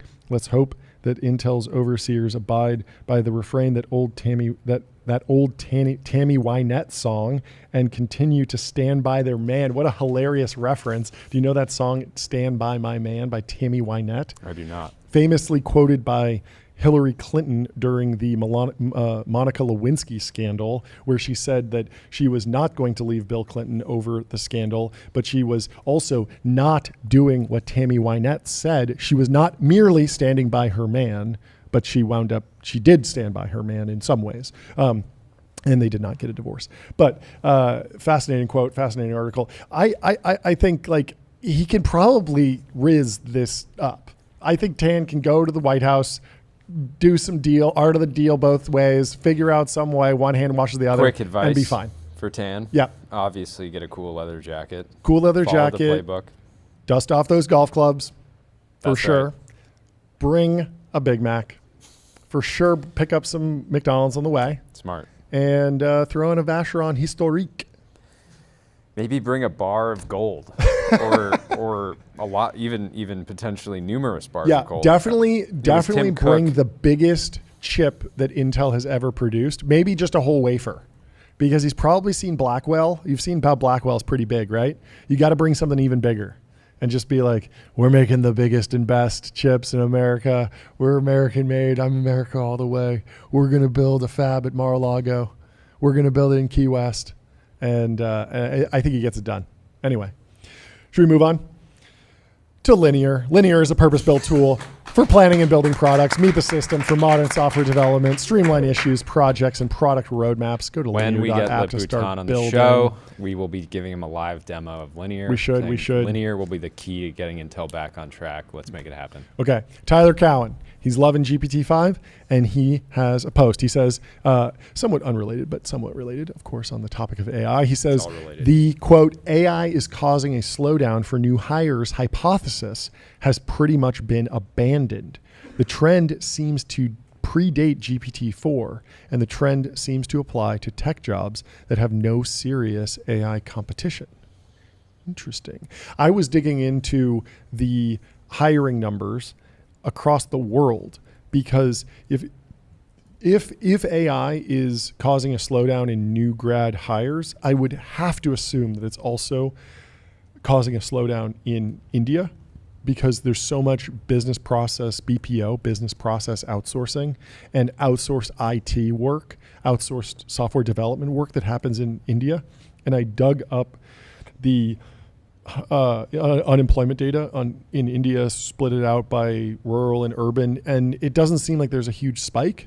Maybe that's coming, but we're certainly not there yet. I think Tyler's post was in response. There was a New York Times article yesterday, said goodbye $165,000 tech jobs, student coders seek work at Chipotle. As companies like Amazon and Microsoft lay off workers and embrace AI coding tools, computer science graduates say they're struggling to land tech jobs. And there's a story of Manasi Mishra. Remember seeing tech executives on social media urging students to study computer programming. The rhetoric was, if you just learn to code, work hard, and get a computer science degree, you can get 6 figures for your starting salary. Is now 21, recalls hearing as she grew up in San Ramon, California. Those golden industry promises helped spur Miss Mishra to code her first website in elementary school, take advanced computing in high school, and major in computer science in college. But after a year of hunting for tech jobs and internships, Miss Mishra graduated from Purdue University in May without an offer. I just graduated with a computer science degree, and the only company that has called me for an interview is Chipotle. I guess my first question is, was this for creating software for Chipotle? Because having a burrito tracker on par with the Domino's pizza tracker would be pretty cool. That could be very good. And again, I think one thing that could happen is hiring managers and executives telling themselves we should be able to do more with AI. We don't need to hire for these people. Even if AI is not at the point where it truly replaces a person, it's just sort of forcing people into this mindset of like, do we actually need to hire this person? And again, we'd called out before, Microsoft has laid off more people this year than they have in the past few years combined. And so, again, I think, also, but at the same time, we don't know how big the hiring glut was from ZERP and COVID. Like that could still be working its way through because companies really, really staffed up, and they staffed up remotely, and they staffed up young people. Yeah, we've heard a bunch of stories this year of companies that had people had 8 different jobs. Remote engineers that they were kind of like, you can move back to the office or you can move on. At the same time, Raghav Mehta in the chat says, it's really bad in India. I have it on very good authority. I believe you. It's just not showing up on the data yet. I'm interested to track it more deeply and actually understand what's going on at some of the big IT outsourcing firms in India. Are they actually scaling down? Do we have hard data on it? And then what is driving it? Is it actually AI, or is it something else that's going on? But at the same time, Salesforce is saying AI is now doing everything at Salesforce, and yet headcount is up. We heard the same thing from Klarna, and it was unclear if that was just like a right sizing of the business for where they were in terms of scale. But I don't know. It's interesting. AI is everywhere. It's at the same time, there's like a lot of these tools are just like extra levers, and the dynamic is that like, yes, it helps you write more code, but there was always way more code to write than your business was able to write. And so you're really just unlocking new capability and just moving faster. Totally. Well, if you need an AI native CRM, get on Addio, customer relationship magic. Addio is the AI native CRM that builds, scales, and grows your company to the next level. You can start for free. Well, on that note, I think we have guest. Peter Play that in the Restream waiting room. Here we go. Welcome to the stream, Peter. How are you doing? Suit. You look I'm fantastic. doing great. I was told I should wear something, not just a black suit for you guys. So there we go. You look fantastic. Looking fantastic. How are you doing? I'm great. I mean, the East Coast, it's been a little cooler than it was a couple of weeks ago. It's the 90s are coming back, but not yet. So no complaints. And, I am, for better, actually really for worse, not an Nvidia shareholder. So I don't have to directly deal with their 15% paid to the government. Did the stock pop today? What actually happened with Nvidia? It's a normal day. It's up like 1%. Okay, nothing crazy. Not a huge move. Before we dive into all the news, would love to just give us the highlights from the bio. You've done quite a lot, but I think it'd be helpful context before we get into discussion. Yeah, no, look, it's great to be with you guys. Thanks for having me on. I currently am a non-resident fellow at the Carnegie Endowment for International Peace, which is a think tank in DC. I also am an attorney and have a law practice sort of focused on trade and sanctions and export controls kinds of issues. I was in the Biden administration at the White House, where I dealt with the global economics file, including a bunch of the export control issues, and been in private practice prior to that. I was at the State Department for a while, and when I was much younger, I was a reporter covering campaigns and elections, like many years ago. That's super cool. That's I've awesome. kind of been around. Well, breakdown. So before we get into the Nvidia AMD stuff and the news from yesterday, take us through kind of your experience of this year so far, because there's been a lot of different stories. Go back further. Chris Miller writes chip war. Everyone wakes up. Is that what happened? Like when did DC wake up to maybe we need to think more critically about the flow of semiconductors and AI technology back and forth between the U.S. and China?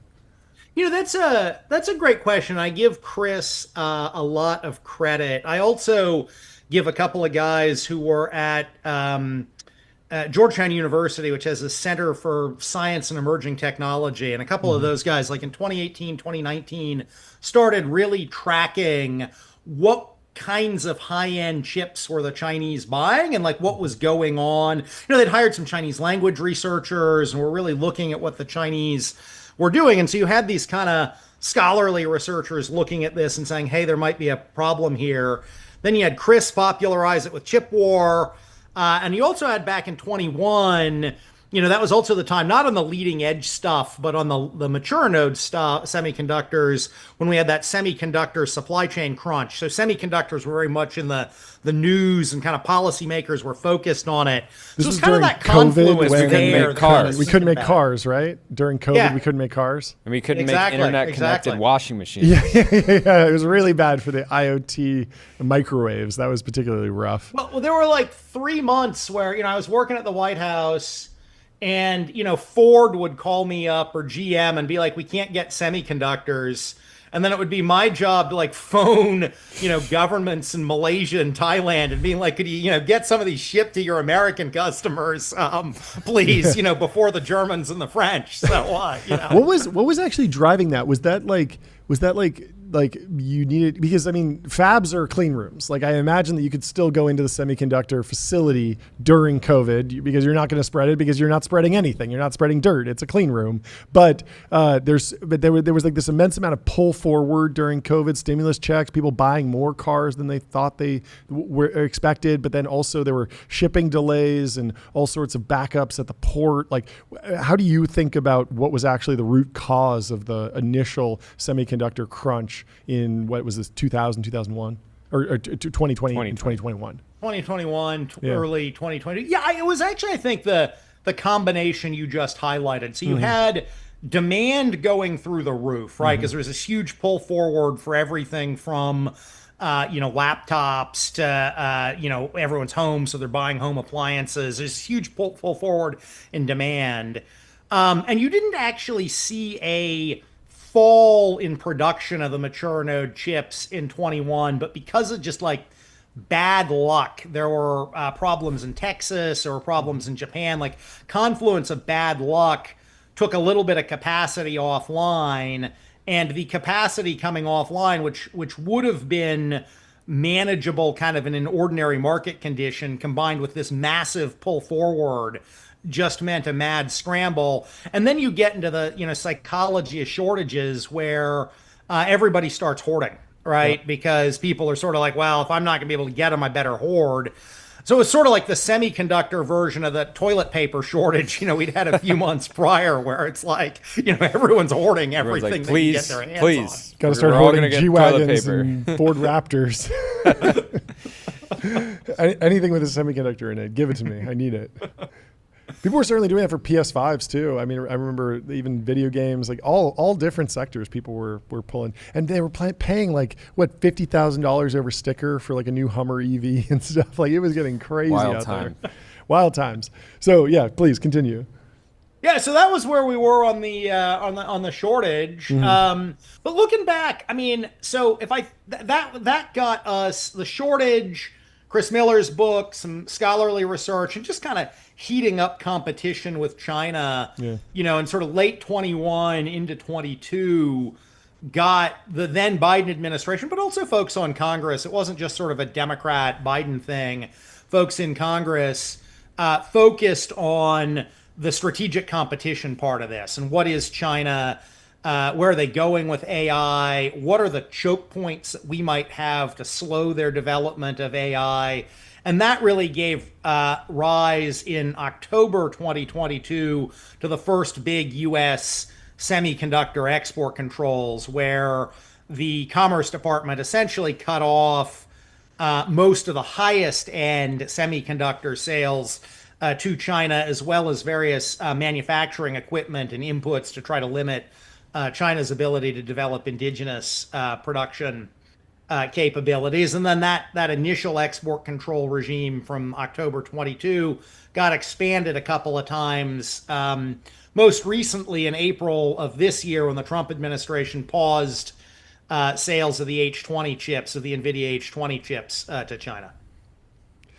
What was driving the initial chip bans? Was it more we have identified that large language models, these huge training runs, are important, and once you marshal the big data center, the 100 gigawatt data center, you're good and you have a cutting edge model? Or is it more like, look, if we send a certain amount of equipment, it will be reverse engineered and copied, and then they will be able to catch up on the actual supply chain side, and we'll see not just competition from purchasing from Nvidia, TSMC, and ASML, but we'll actually see Huawei, SMIC, and SME act as a alternative supply chain that will be an entirely internal economy that will keep them on the frontier potentially forever. Yeah, so it was, in the first instance, an effort to limit compute to China. So there was really a pretty systematic, okay, if we're in this era of strategic competition with China, and if we think AI is going to be an absolutely transformative technology, something with just a whole range of national security, economic impacts, day-to-day life impacts, how do we slow down China's development? And you start thinking about, well, they got a bunch of good engineering talent over there. It's not like you can prevent them from having talented engineers, right? That's just sort of life. The model side of this, controlling the models, is very, very hard. Because it's software, it's code. Some of the models are open source, just very hard to control. But what you could do mechanically is control China's access to compute, because their chips just are 3 to 5 years behind ours. Yeah. And so if you choke off the chips, you slow them down by limiting their compute, their access to compute for training. So it's just kind of, how do you trip them? This is the choke point. Let's squeeze on the choke point. And then, they iterate, right? They start developing lower compute models. Like, you see this kind of back and forth, but that's what happens with export controls generally. Like, your adversary is going to adapt, you're going to have to adapt, and that's kind of what we've seen play out. And how much were you tracking the GPU black market? Once you had export controls, there's certain countries start popping up saying, well, we'd actually like $5 billion of whatever GPUs you got. And don't worry about what we're going to use them for. We'll figure it out, but not your problem. Yeah, so that's a known problem you're going to get into, right? And you've seen that in other instances of export controls and sanctions. And so, Commerce Department does have a unit that, is supposed to be looking at the trade flows. Where is that happening? Where are you seeing that? It is a bit of a game of whack-a-mole. It's clear there has been a certain amount of diversion of prohibited chips going to China. I also think, just if you look at kind of what Nvidia talks about, the sales potential, clearly the export controls have reduced China's ability to get to the chips, so that they haven't taken it to zero. How do you think about the evolution of the U.S. government's thinking on how critical, or like the role AI plays in near peer competition? because there's kind of two frames of mind that I see in Silicon Valley. One is AI is super intelligent God. It's nuclear weapons. It's one button you push and the AI goes off and just wins the battle for you. So it's critical to have it, and it's critical to keep it out of the hands of your opponent.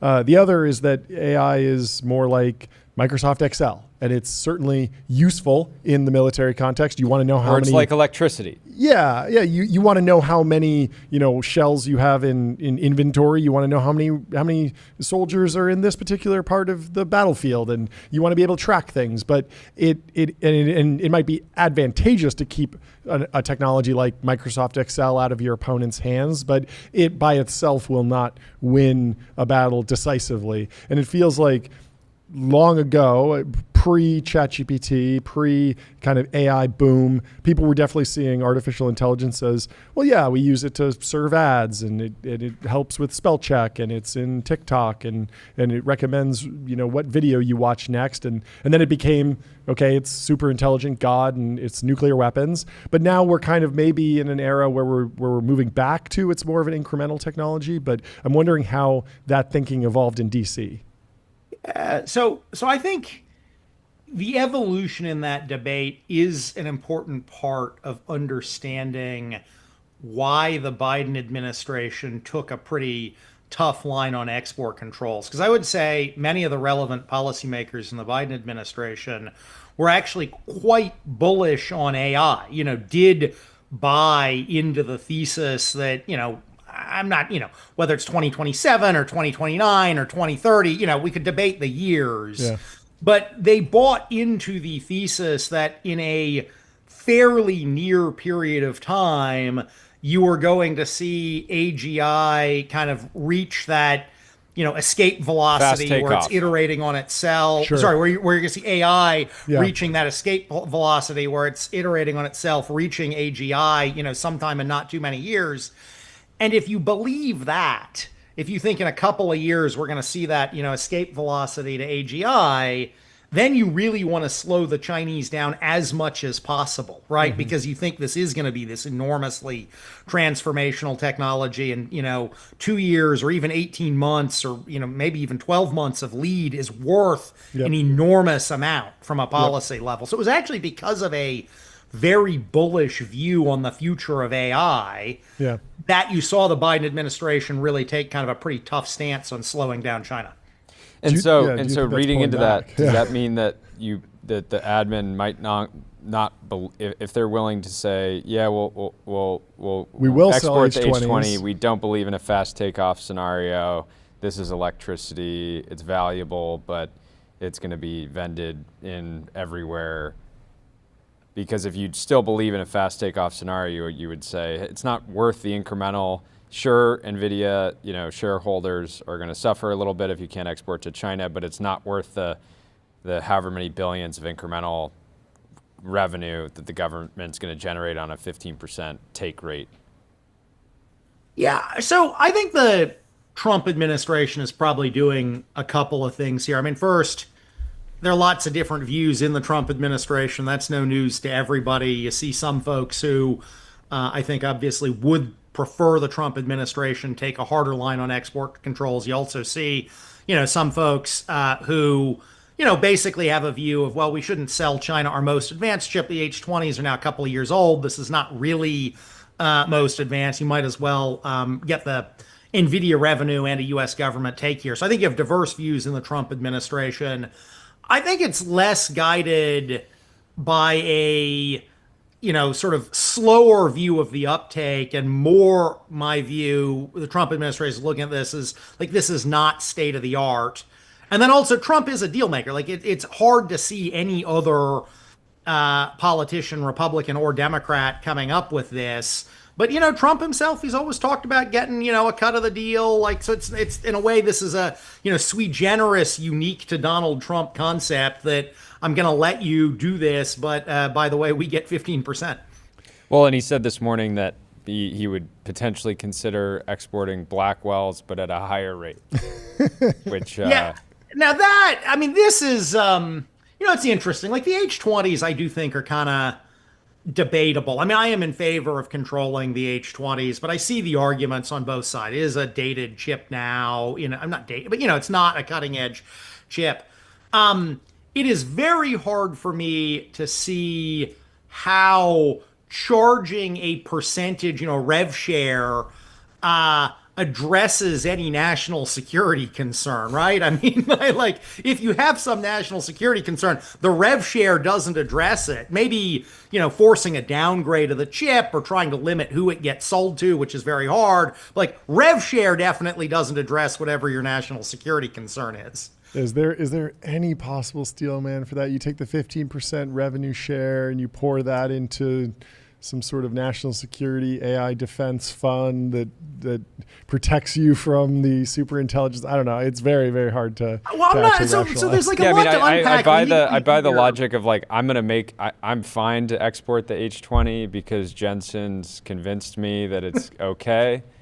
But I still want my cut. That's how I read it. Like that's kind of how I read it. Like Jensen convinced him, it's an old enough chip. We have enough of a lead. Like you might as well export it. And then here's a guy who made his living in New York real estate. Like you want your commission, right? I mean, that's just. I think that's kind of what's going on. When you saw this, maybe you had a feeling that this was coming down the pipeline. But you had posted on LinkedIn, I think it was earlier today, trying to look for some type of precedent for USG rev share and didn't sound like you found one. Yeah, I can't find any precedent for anything like this. There have been some instances. For example, if you are some of our defense contractors, the Boeings of the world, if they want to export fighter aircraft, they have to pay like a couple $1,000 fee for the government to review the license. Like it's just clearly sort of the fee to cover the staff time of like reviewing the license.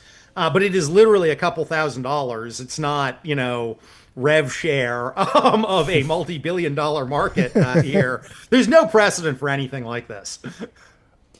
And what are you hoping? I'm thinking about where it goes. Like, are we going to be selling F-35s? I mean, this is like, it opens up a whole kind of, what are we going to sell next on a rev share model? That is kind of crazy. Let's get some submarines over there. Hey, we got capacity. Let's make a bunch of submarines. Yeah, and then the concern is you highlighted. You said the rev share creates perverse budgetary incentives for U.S. agencies to issue licenses that undermine national security because they want the cash. It also sets a precedent that the U.S. might try to generally tax exports, something the USG has long avoided for legal reasons and because we have historically wanted to promote exports.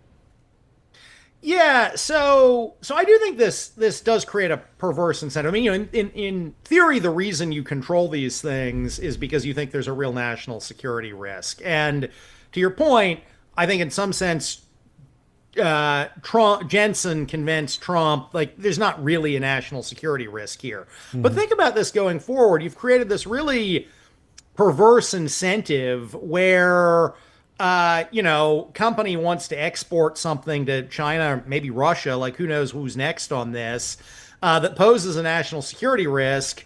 But hey, if you don't, if you authorize the export, like, you get 15%, and you can use that to pay for whatever domestic programs you want. I just think it creates a really weird incentive for a person at the Commerce Department whose job is to consider the national security impacts of this.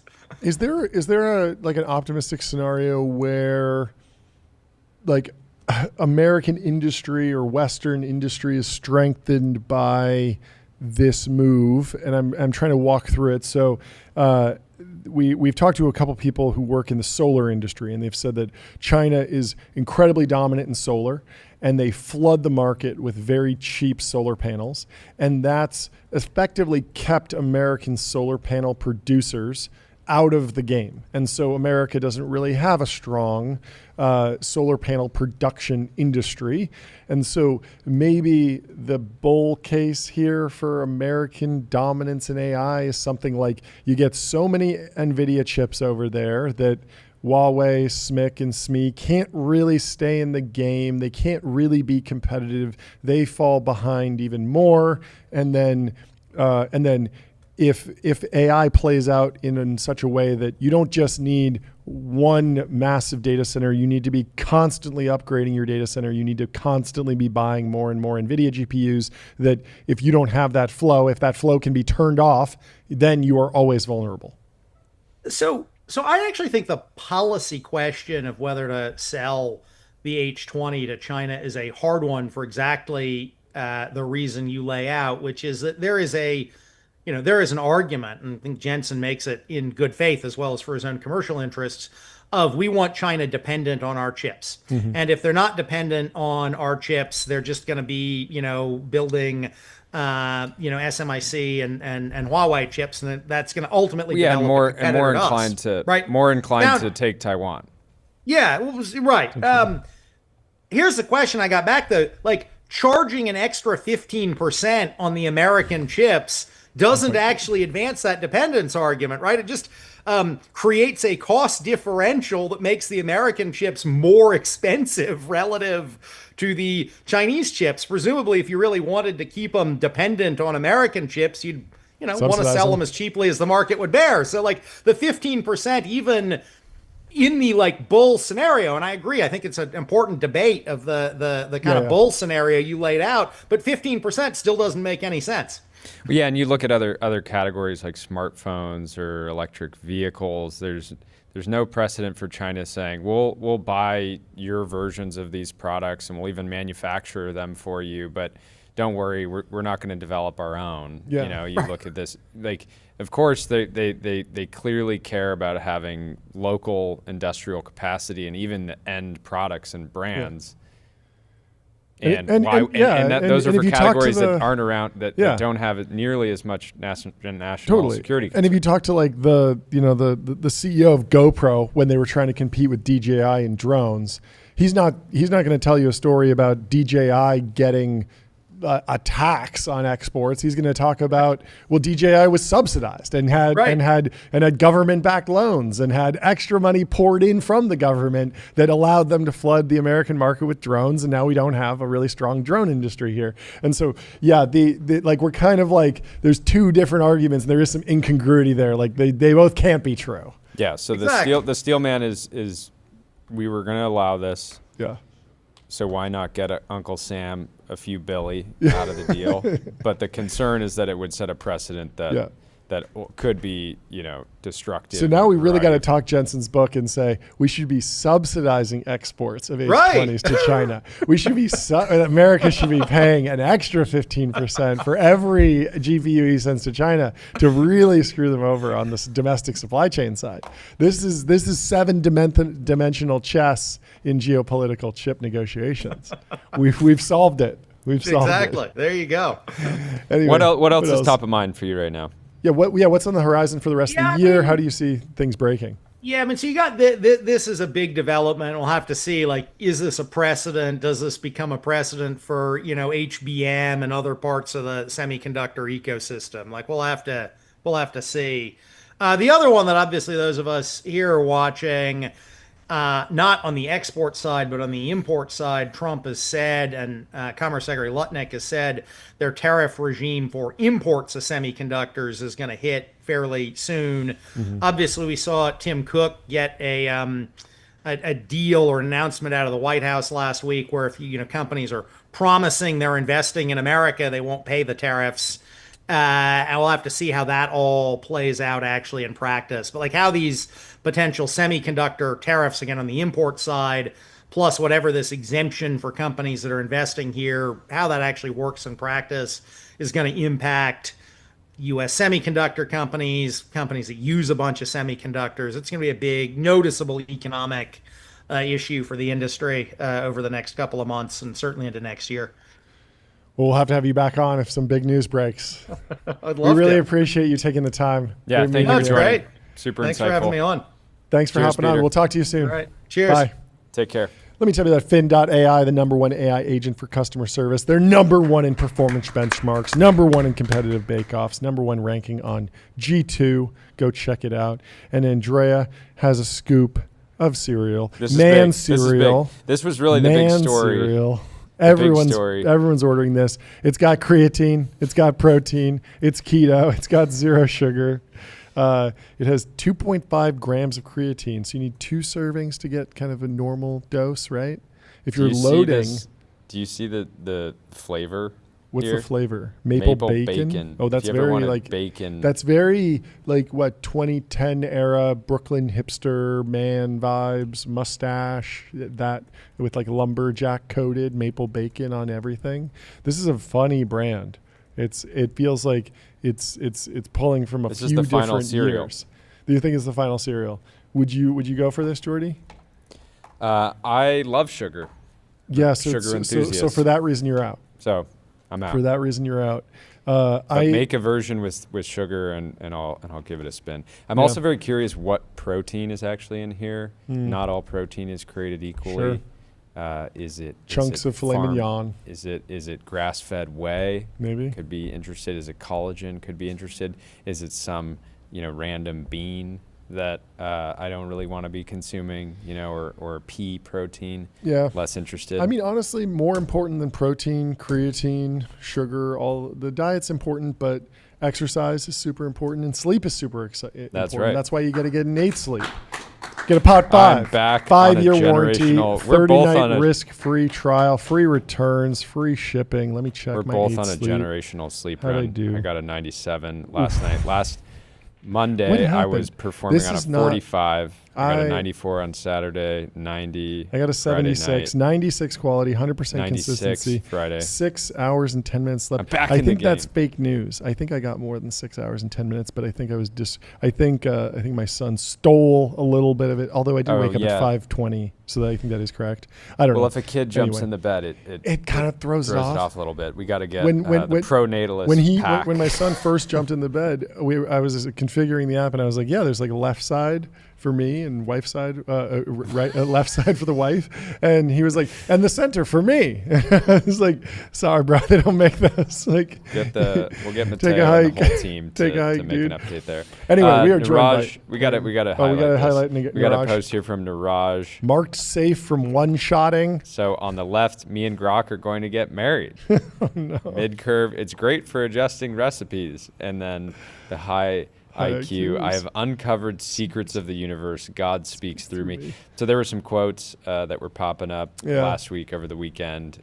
Some very bright technologists discovering the boundaries of what is known in many different domains. Yeah. My current take on the AI psychosis thing is that it is a tool that like amplifies who you are, and so if you're just like a curious person who likes being productive, like it's going to make you more curious and more productive and just kind of answer questions for you. If you're like, deeply falling in love with random stuff and developing crazy parasocial relationships, like that's probably a vector of risk for you. And the same thing with, if you have delusions of grandeur, like get ready. Because like it's going to amplify that, and I think that's John, the same thing. You don't just have delusions of grandeur; you really are on another level. Yes, you really are brilliant. I'm grand. You really are grand. I have grandeur. Well, our next guest has grandeur. Aaron Ginn, welcome to the stream. How you doing? Lovely hat. Let's go. There we go. Let's hit the gong for a hat appearance. Boom. Didn't even warm it up today. Take that. Culturally appropriate as well. Culturally appropriate. What's from happening? Sales guys from BDRs all over the world. Yeah. What's new in your world? H20s. Good, bad. Yeah. Are you happy? Are you pumped? Oh, I'm happy. You're happy. The Cho Final Hawks that have a luxury belief system around that Chinese AGI is going to destroy us, like a crouching tiger, hidden bag, dragon version of OpenAI is going to attack America, like we're done. And this 15% deal, which like broke Sunday, I don't know how it broke. Yeah. Was just amazing. It was just like, props to President Trump, who is the ultimate deal man. Art of the deal. It felt like both 4D chess and art of the deal. Yeah. Into one. Yeah, and so like the sort of average profit margin of the H20 is around probably like high 50s%. So, they're still, and they also have the write-off they're probably going to roll in as well. Sure. And and there's some struggles with TSMC. Like you can't just I think it's one of the issues related to the Intel foundries. Like you can't just like restart production within a month. It takes several months. So they probably are just going to try to find someone's non-destroyed and probably send them to China, the H20s. But what most Americans don't understand is that it's unconstitutional to export the tax exports. Yeah. So it's like in the Constitution. I looked it up and I was like, how is this going to happen? Because this seems well, so you're saying a revenue share is like a workaround? Yeah, so it's voluntary. Like that's the only way it could happen. It's tipping. It's tipping. No tax on tips because the taxes are tips now.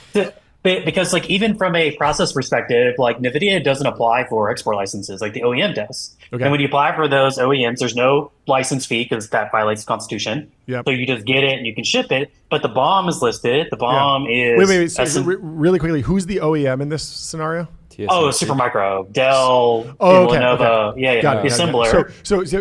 So someone in China will go and say, I want a rack of servers with H20s already on them, some other CPU, some other memory, some other hard drives on there. Bring those blades to me, and they will call Dell or Supermicro for that. Yeah.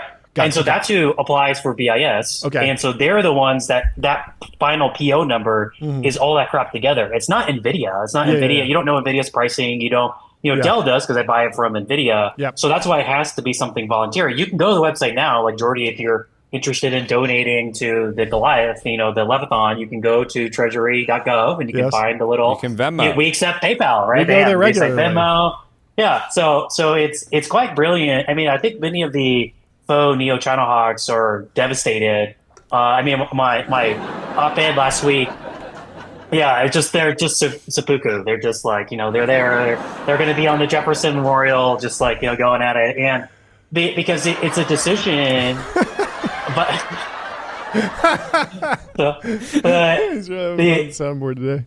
Yeah, it's a decision by the administration to be like, we don't really care. Like we want to do deals. Yep. We want the American worker to have get money from China. We want to do what China did to us for the last 20 years. Okay, we want to take money and dig into the faux China hawks, the faux hawks, as we say. Explain like the stated preferences, revealed preferences. Are they really doom-pilled? Do they really believe in fast takeoff? Do they really believe that AI is a nuclear weapon? Or is there something else going on, some other economic consideration that they're working through? I think, and I'm working on this op-ed right now for a very liberal newspaper, but I think it's a Deus Ex Machina sort of fallacy they built in their brain, where they think AI is going to be God, and America has to build the first God, or China has to build the first God. And so it's kind of a Tower of Babel moment. And the problem is, like, if you remove that from their faux, that's why I call them faux neo-China hawks. Like, they're not really China hawks. They're actually AGI zealots. Yeah. If you remove it, none of their policies kind of make any sense. Because that's one reason why you hear, like we have to prevent chips. We have to block models. We have to restrict, model ways. We have to do tokens. Like it's just kind of like amorphous blob. But they can't really win in DC with the idea that AI is going to be God. Most people are going to be like, that's kind of insane. Like go back to reading, go back to watching Matrix or reading the Terminator or some other related sci-fi novel. And so they kind of wrap it in something that is like super easy to understand. China, right? The yellow country, right? And they're so scary, right? But you look at the specific policies, none of it like makes any sense. None of it's cogent together. We met with a venture capitalist last week who said, honestly, none of this stuff's going to matter in 2 years when we have fast takeoff. But he wasn't doomer pilled. He was just saying like fast takeoff will mean that every single company goes to zero. Because there will only be one company, which is a very funny take. But he has invested in SAS this year. And it's so the revealed preference is all over the place. But yeah, it is weird to make the argument like we're going to develop AGI God, but it won't. Like it will be God, but it won't be subservient to actual God. But also, it will sit below the stack of it'll respect the federal government of the United States. Yeah, it'll be God, but it won't. But it'll do what the president says, or it'll do what the House and Senate say, or it'll do what one company says, or what one person says. It's like if it's God, can it be controlled? How does that make any sense? That seems very odd. And as you and I talked about, John, is like. like so much is built into of their presuppositions are defined by the Title II debate. Remember that whole thing of like, oh, free speech is going to die, we have to regulate and all this stuff. Many of that same donor class, many of those same policy people are also the AGI doomer zealot people. Sure. You go back even like series of steps further, like many of those people were super hot on new atheism and oh, this idea of like we can prove via science. We just need more time. We just need more scientists. We just need more.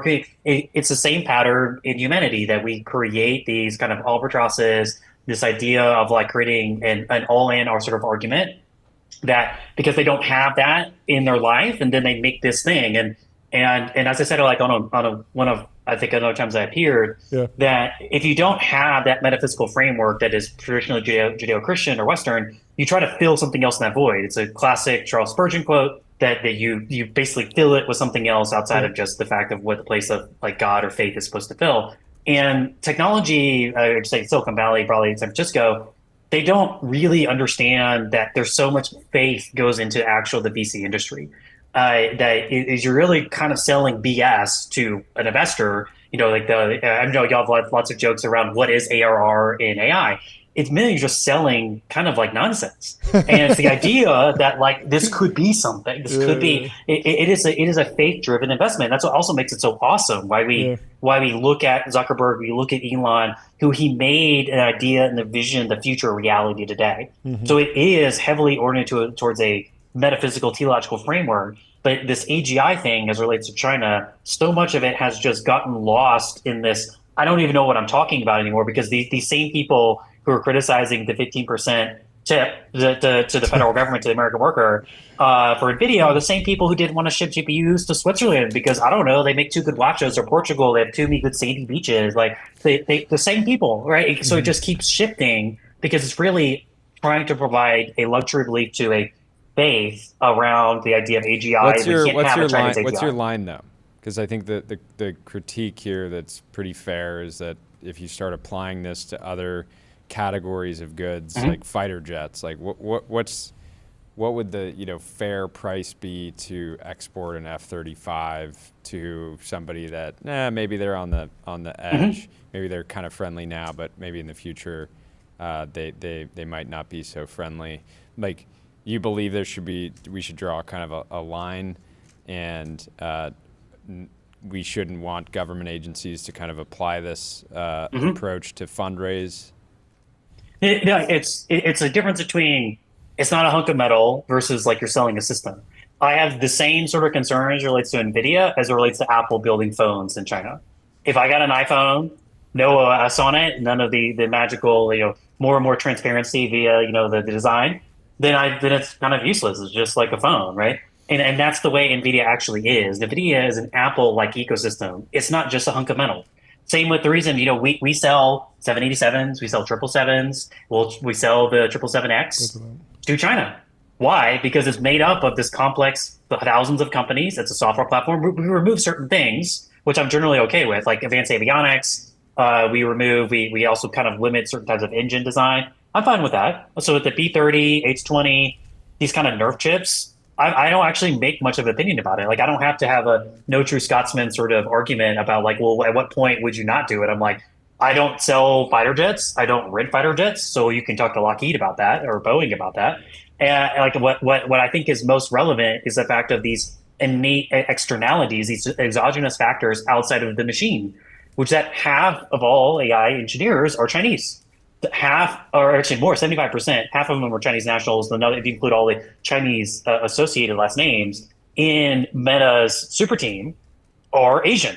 So like, we either have to lean into our strengths, which is the fact we're good at making platforms, we're good at dominance, we're good at free enterprise, we're good at trade, and the fact that Chinese have something that they don't have the raw production capability of doing, which is not Nvidia. I don't take anyone seriously who criticizes export controls if they associate SNCC with Nvidia. It's like saying Kirkland and Costco, like Costco makes Kirkland. Like, that's not what Kirkland is, right? Like, Kirkland is a rebrand of somebody else's stuff. And that's kind of like the criticism. It's like, oh, like, how dare Costco make this Kirkland thing? You're like, it's a rebrand, bro. Like, it's not, I don't actually make this thing. And so that's where this constant confusion lies, that many of these people who criticize this stuff are actually criticizing SMIC or TSMC, completely different companies, Jensen buys from them.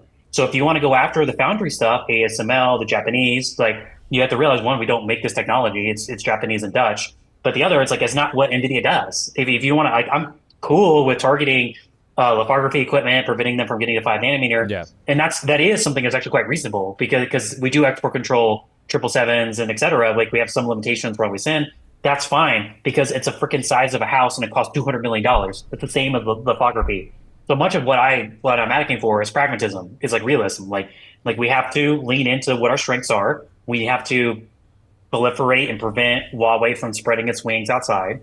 And if we want to target the ability to manufacture 5 nanometer, 2 nanometer, 3 nanometer, or whatever, like most Nvidia stuff's on a 4 nanometer process. That's cool. Like I'm totally in favor of that. But don't attack Nvidia because that's not what Nvidia does. Yeah, makes sense. What do you think? On the foundry side, Sure. I want to jump over there. Let's talk Intel. There's been a lot of headlines recently. What's your read on the situation? How important is Intel in your view? Do they need a new board? Do they need a new CEO? I don't want to. I'm gonna get you in the hot water here.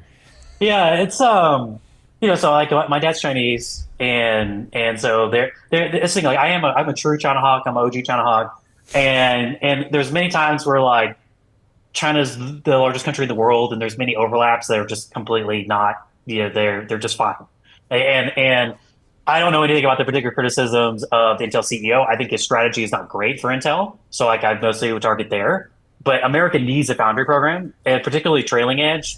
Leading edge, I don't think is economically viable. So that's why I'd rather ship that to like a Brazil or Argentina or something like that, like do a Newman and Rowe doctrine sort of thing. Wait, why is that? I feel like the leading edge is coming into Arizona through TSMC. Samsung's doing stuff. Like I feel. Oh no, yeah, trailing south and then leading edge here. Oh, okay, yeah. So do the trailing edge also economically. But we can't import the semiconductor geniuses that will run American TSMC. Yeah, and you also have to understand that like there's lots of reports you can go read about it of former Chinese nationals that work at TSMC that take stuff back. Like it's a Taiwanese company. Like there's an arm that we can extend as a nation that can only go so far, and that's part of the America First concept of Trump. He's like, do I really want to take all of the juice and squeeze in terms of negotiating President Xi over a nerfed H-20? He's like, no. Like we have fentanyl issues. We have $300 billion, $400 billion trade issues. We have the IP issues, right? We have Chinese nationals and labs all across the university. Like those are much bigger things to fry than the fact of like, oh, they get like, basically an equivalent of an A100 being deployed into their fabric. So the Intel stuff, I kind of have this disposition that it feels like it's going to be nationalized. I get kind of like vibes around that.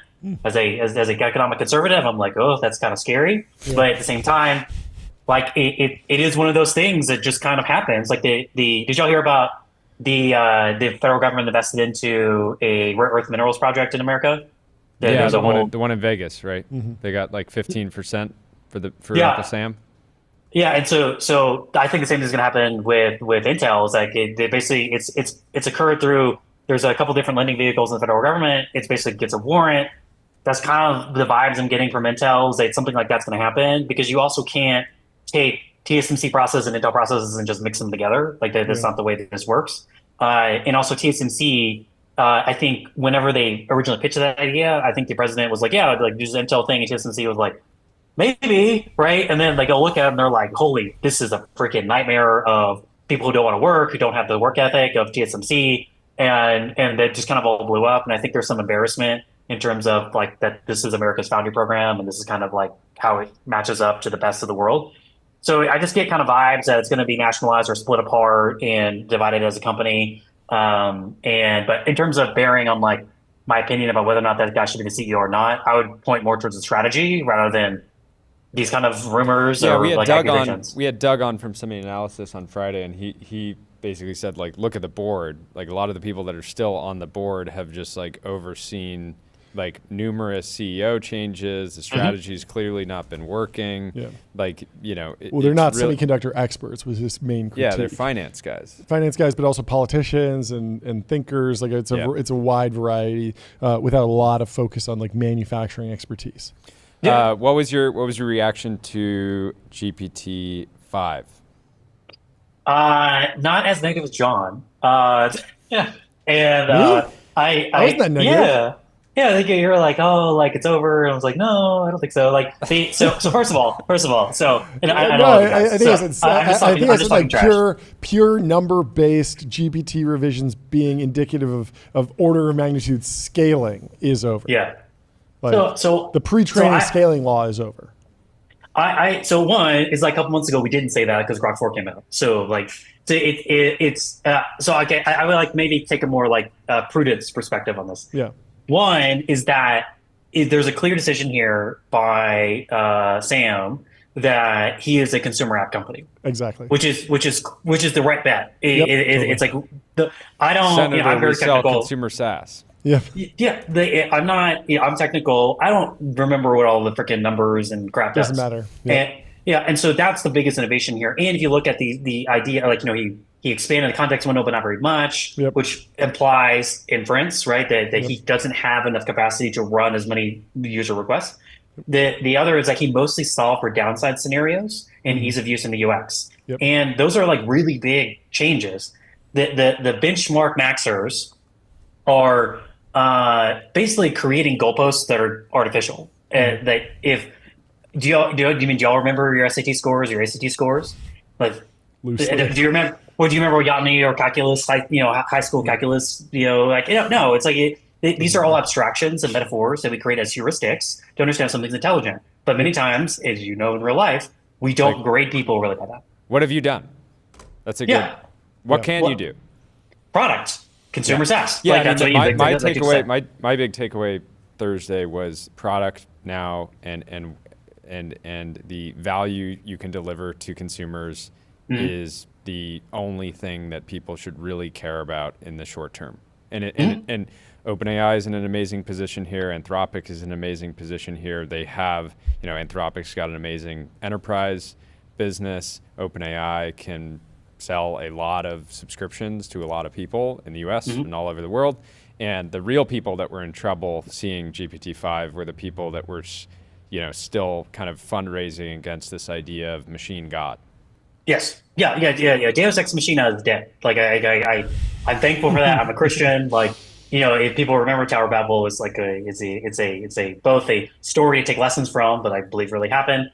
And the point is that humans naturally are drawn in every moment of the cycle, which is why that Andreessen quote, I don't know if it's tribute to him, but probably somebody else actually said it, that we overestimate in the short term, we underestimate in the long term. And I think the God complex is that. And if I go into the other kind of more tactical point is that many of these things that happen where people are using ChatGPT-5, if you go to Grok 4, it solves it just fine.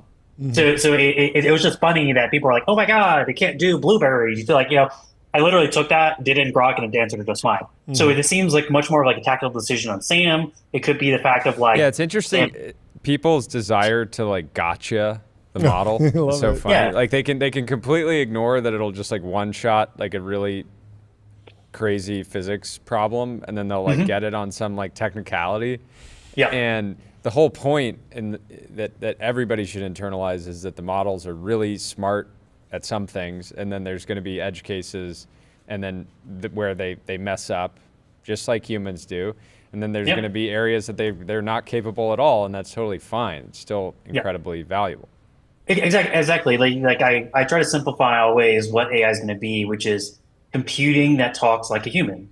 It doesn't mean it is a human, just as if there was obviously the famous. I love this analogy because it shows how much humans are not aware about how signals and intelligence have developed. So you remember back in the 70s and 80s, like they said, like monkeys can talk, right? They talked in sign language and then they could repeat it. So they ran the test again. And this time they had no facial expressions and they tried to just limit all human interaction to the ape. And they couldn't do it because what they realized was actually the apes were responding to unknown human cues that the researcher was delivering to the ape. So really, they were just mimicking what they thought would the actually thing they want, but they couldn't actually create discrete knowledge and action intelligence about what the actual language was being delivered. And so that's where it goes into like when you look at something so much about because humans are so amazing at being able to create. It's part of the original genus argument of till land, name the animals. We're amazing at that because it's I believe like a God-given talent that we have that only we have as a species. But we're so good at it, we have no idea how we affect other people or other animals via that projection. As another basic scientific, so both of you are married, as another like very simple thing that most people don't understand about the way they pick partners, much about the way you pick a partner is driven by the pheromones of their immune system. And they've done studies of this where they basically created a blind test where they took sweat from different, like opposite sexes, and they basically gave it as to the opposite sexes of like male and female, like which one smells better. And they found that the one you thought smelled better had the most different immunological profile than commonality. And that's because of the desire to have children that have the greatest amount of protection from disease. So we can go into blondes, brunettes, blue eyes, like height or whatever, but so much is driven by smell, and we're not even like aware of it. And so we're here being like AGI and we got to create smell-o-vision first. We got to fund the company right now. Smell-o-vision for AI. So for sure. Last week there's been different headlines, rumors around negative gross margins in various SaaS companies, specifically in the code gen space. Does that, the reason you would invest in a company with negative gross margins is you would expect inference costs to decline dramatically and for them to generate, positive gross margins over time. And right now, you just need to acquire as many customers as possible and create products that people love. So that investment case makes sense. And then you have GPT-5 come out, which has a significant cost reduction. I understand like Cursor has been margins are going to be 15% better in the next administration. Potentially. But how are you thinking about is that and the journos are freaking out about it, saying like, "Oh, this is all like." I saw that Rune post. I know exactly what you're talking about. But what's your view in terms of how fast can we actually drop inference costs over the next couple of years? Because it does feel like if it takes a decade to get an of savings, like an order of magnitude of savings, like we might be in trouble financially. Yeah, and but at the same time, if you I think like researchers at the labs have been focusing on raw intelligence more so than efficiency. And pure so if we're hitting a sort of plateau, intelligence-wise, the next thing that makes sense to do is like really optimize efficiency. Totally. I think Jordy hit it on the head, which is that there's two trends. There's the effectiveness trend and the efficiency trend. China is crushing us on the efficiency trend, absolutely demolishing us. And this is the whole thing. We give them all these Nerf chips and we limit their chips so they just get incredibly efficient. Yeah. It's like shot ourselves in the foot. I mean, bring it back and then we inference that. Yeah. There's a lot we can learn.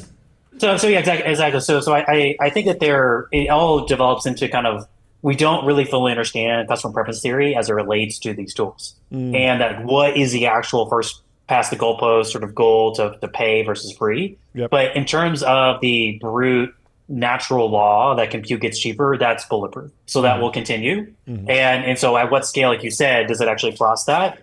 I think the bigger concern is more of these mega models that they just have the ability to absorb the costs, be able to spread it across different things. And if you think about it, it's a little bit like how Apple will continue to invest in its own apps. That you remember when you first got the iPhone, you had a camera app, right? You had a calculator app, and then they kind of replaced it. That's the bigger concern for some of these tools is like a mega model be able to absorb the cost, like Google, which has a crap ton of code, or like maybe Llama open source as the coding agent, which seems pretty probable. That becomes like more of the go to like basic compressing it even further. So they have to be able to create the data stream like I think it was a Cognition that's trying to do that, where as they engineers put stuff into the agent, then it basically reinforce self-learns from what the actual user is doing. That's probably the best path to create some significant amount of margin. But every company can rely on it's going to get cheaper. But as Jordy said, there's some protectionist stuff in terms of our national policy that has prevented that. And I made this argument on another show where I said that, well, finally, the U.S. government, this was pre-Trump, was applying protectionist measures to these large scale model companies. And he like didn't understand that. He goes, well, what are export controls? Like, and he just didn't think through like the economic consequences of that. And that means in our country, we have an oversupply versus what we actually would pay for versus what the world would pay for, which is a protectionist measure, which means that you don't have the same market forces being applied to our frontier labs as you would in other countries. As I already said, we send them nerf chips. That's the cap. So then they didn't go down. Like that's their only direction they could go. So if we actually have a more liquid supply, a more market driven supply where things can be priced in, then you're going to see OpenAI start doing more open source, more of this downward cost efficiencies because they're now exposed to it. So it shouldn't be lost on us that OpenAI is pursuing this idea of like, how do they have these mega releases, cheaper models, is because they're starting to be more exposed to these like cost structures that is needed for us to actually be competitive on the efficiency side. But if we continue going on this effectiveness range, effectiveness is generally like a B2B problem, like where you're a company versus company. So it's not really like adoption you're going after, like we just got to be the best company. And efficiency is the opposite. Efficiency is like, how do I make this as cheap as possible for someone to adopt? Jevons paradox, like that's the direction. So I think over the course of 2 years, the next 2 years, I think you're going to see a tilting into lowering our costs, making things more efficient. So there's going to be multiple times on the show where they go on where people are like, compute's so cheap, no one wants to buy more compute. And like the member DeepSeek, it's like that's going to be kind of what continues to happen. But it's good for the world. Like we want compute to be cheap as possible, and on a token basis, and that means optimizing for like hydro energy, optimizing for tax regime, reducing construction costs, reducing permitting, all those great things that would make everything cheaper. Because the more cheaper we get, the more people will use, and AI is such an innate good for the world that it's something that America should be proud of, that we can share with the entire world. And the only way that that's going to work, and they got to make it super cheap to run in Africa, not launching a Stargate in freaking Tanzania to like, that's not going to go anywhere, right? But you have to make it to where it's capable of actually being scaled across the world. Okay, lightning round from the chat. Pancakes, waffles, or French toast? I'm keto, so I don't eat any of that stuff. None of that stuff. It's all garbage. What skills do you think will be most in demand in AI and data infrastructure over the next 3 to 5 years? Many of the things that Trump ran on are actually still remain true. Electricians, plumbers, building something, like the raw work with your hands sort of work, as well as there's going to be new categories of jobs that we don't even fully comprehend yet. They're going to take that salary of engineer and like it's going to go there. Last question. who was the most important hire you made in the early days of your company? Like, what do they do? What do they do? Probably my CFO, general counsel. There you go. Anything else, Jordy? Do you expect any data center project, like a lot of data center projects, to blow up over the next few years? People, yes. There's been some interesting commentary. And yeah, what will that commentary. Look like? Just People are basically private credit funds, or well, so people are like basically forecasting the useful life of their GPUs, and then separately what they'll actually be able to sell inference at, and ultimately, if either of those equations are out of whack at all, you can be completely underwater and not be able to service your debt. Yeah, I would say that and maybe this for our next time, GPUs are not overbuilt, but data centers will. And I lean into not like I agree, Jordy, that the cost goes down and changes in vintages. But the key thing is like, look at what the money is doing. There is very tight control still on like getting loans for GPUs. There is almost none for data centers because they view the useful life 15, 20 years. But as Jordy just said, is like if the square footage profile of power density versus what you can get is not structured correctly, as well as Nvidia is actually making less GPUs next year, there's going to be a lot of places that are just there and nothing's in it. And like in China, like we see in China. So GPUs in China are like massively being utilized, but there's lots of data centers that have nothing in it or like just can't actually run it. So I think data centers are far more likely to be overbuilt and be a bubble than GPUs because one company controls the GPUs. You generally, for market forces, don't really see that be a bubble because it's a monopoly generally. And data center lending is very aggressive because they view it as a 20-year asset. And the GPUs are short term, so there's just not as much money flowing into the GPU side as much as the data center side. Makes sense. Thank you for coming on. Always a pleasure. Thank you for coming on, Aaron. Always good. God bless, guys. We'll talk to you soon. See Bye. ya. Public.com, investing for those who take it seriously. They got multi-asset investing, industry-leading yields. They're trusted by millions, folks. Get on Public.com. And we have our next guest in the studio. That's right. We got to get the gong ready. Vulcan Elements. Come on John, in from the Restream waiting room. John, how you doing? What's happening? Hey guys, I'm well. Big Thanks Monday. for having me. Give us a little introduction. Tell us the news. What's going on? Yeah. Good afternoon. John Maslin, I'm the CEO and co-founder of Vulcan Elements. We are a manufacturer of rare earth magnets, and we just raised a $65 million Series A. Hit it, John. Congratulations. $65 million. Incredible. I love it. Perfect size for a Series A. Perfect size. Perfect size. Amazing. Give us quick backstory on yourself and the company, and then we'll get into it. Mm-hmm. Yeah, so former naval officer, spent 6 years active duty in the U.S. Navy. Most of that time was in Washington, D.C. with the Navy's nuclear energy program, worked across Navy shipbuilding, submarines, aircraft carriers, got out a few years ago, went to Harvard Business School, and was just very focused on, Let's hear for Harvard Business School. A little humble brag, yeah. No, they call it, I've heard it called the Harvard of Business Schools. It really is. It really is. Yeah, well, I'll take it.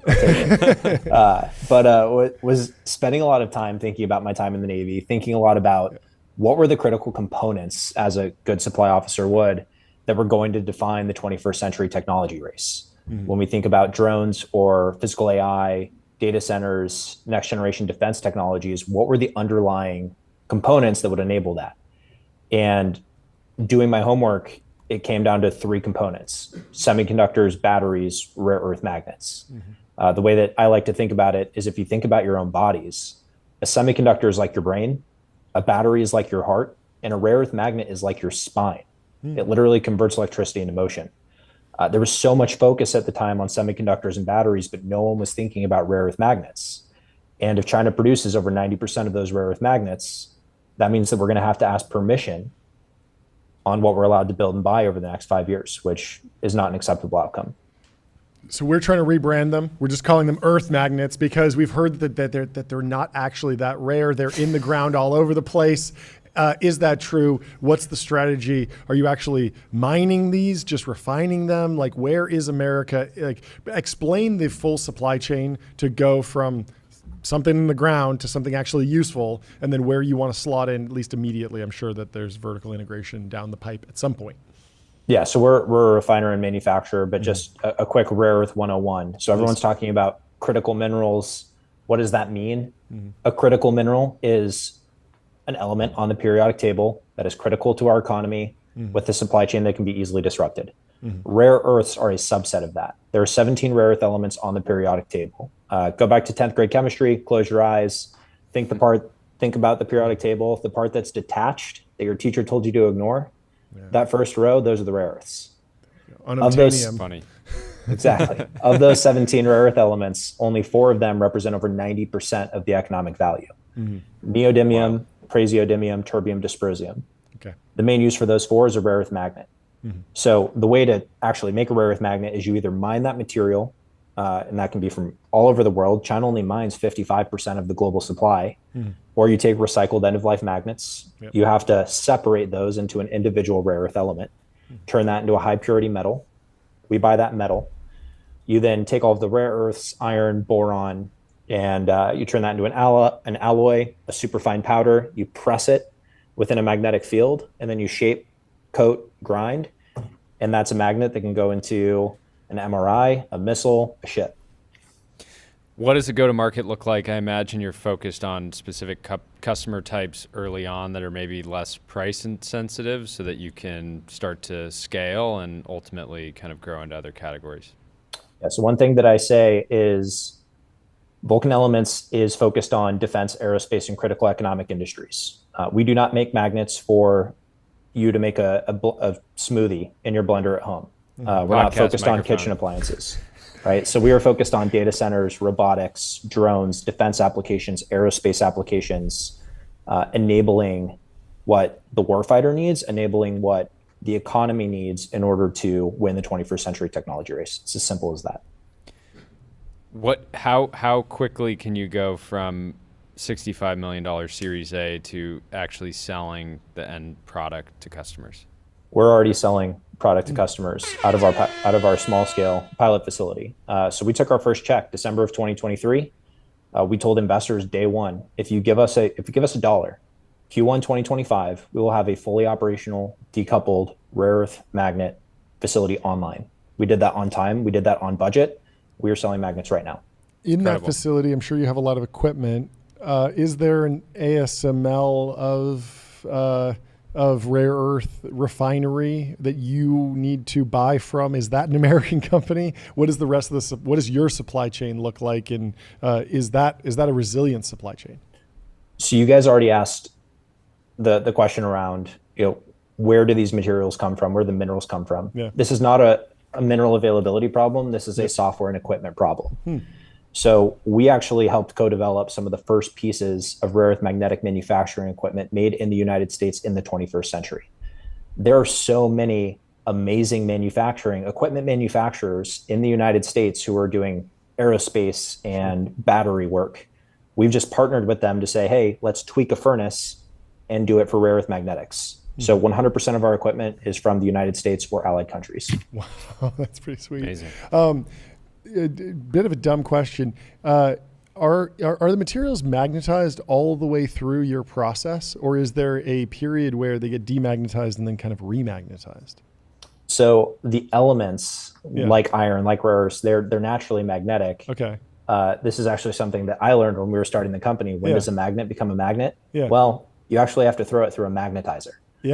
Toward the end of the process. I remember reading a book to my son about how magnets get made, and it was like, sometimes there's a rock that gets struck by lightning.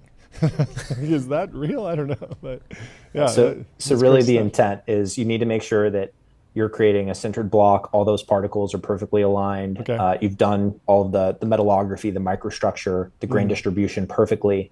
And then when you're running it through that magnetizer, it actually hits the grade, the heat tolerance, the magnetic strength or flux density that is required to actually sell to a customer. Mm-hmm. What's unique about building a startup where it feels like there's, like from my view and what you've said, it feels like there's zero demand risk, and you probably, the question comes down to, like, can you deliver it at a price that's competitive? But then it's really more so, can you actually deliver it? Can you deliver it at the scale that really becomes meaningfully important to national security? But kind of what was your calculus, I guess, going into building this company with that kind of understanding of the market? Execution is the entire game. So we knew that we had to find incredibly sophisticated technicians and engineers and PhDs. We needed to understand how to interface with the DoD and the government, how to interface with large OEMs. We had to understand how to talk to mining companies and recycling companies. And so the bet was, can you actually build the team that can put all of those different pieces of the jigsaw puzzle together in a way that's cohesive to where you can actually get a contract, raise the money, and put a magnet in a customer's hands? And so we made a bet on ourselves. Mm-hmm. And that's what we've done, is by finding incredibly smart people who are mission driven, who want this to happen, we've been able to deliver. We've been able to execute across every different domain within the industry required to actually get a result. Now, a lot of this has to be, like, the demand for American-made rare earth magnets has to be somewhat tied to trade tensions with China. If those get resolved and, Trump's sending Nvidia H20s over there and he's happy with that deal, and then all of a sudden Xi Jinping is like, yeah, America, you can buy as many rare earth magnets as you want. Is that a short-term, medium-term risk? Is there a way that you can like ramp the economic model so that you're competitive, even if we were in a fully free trade regime? So our small-scale facility was sold out a full year before the trade tensions. So there's just so much demand that even with trade tensions, like you can fulfill the backlog. Correct. People want resiliency within their supply chains. Sure. People want this component onshored.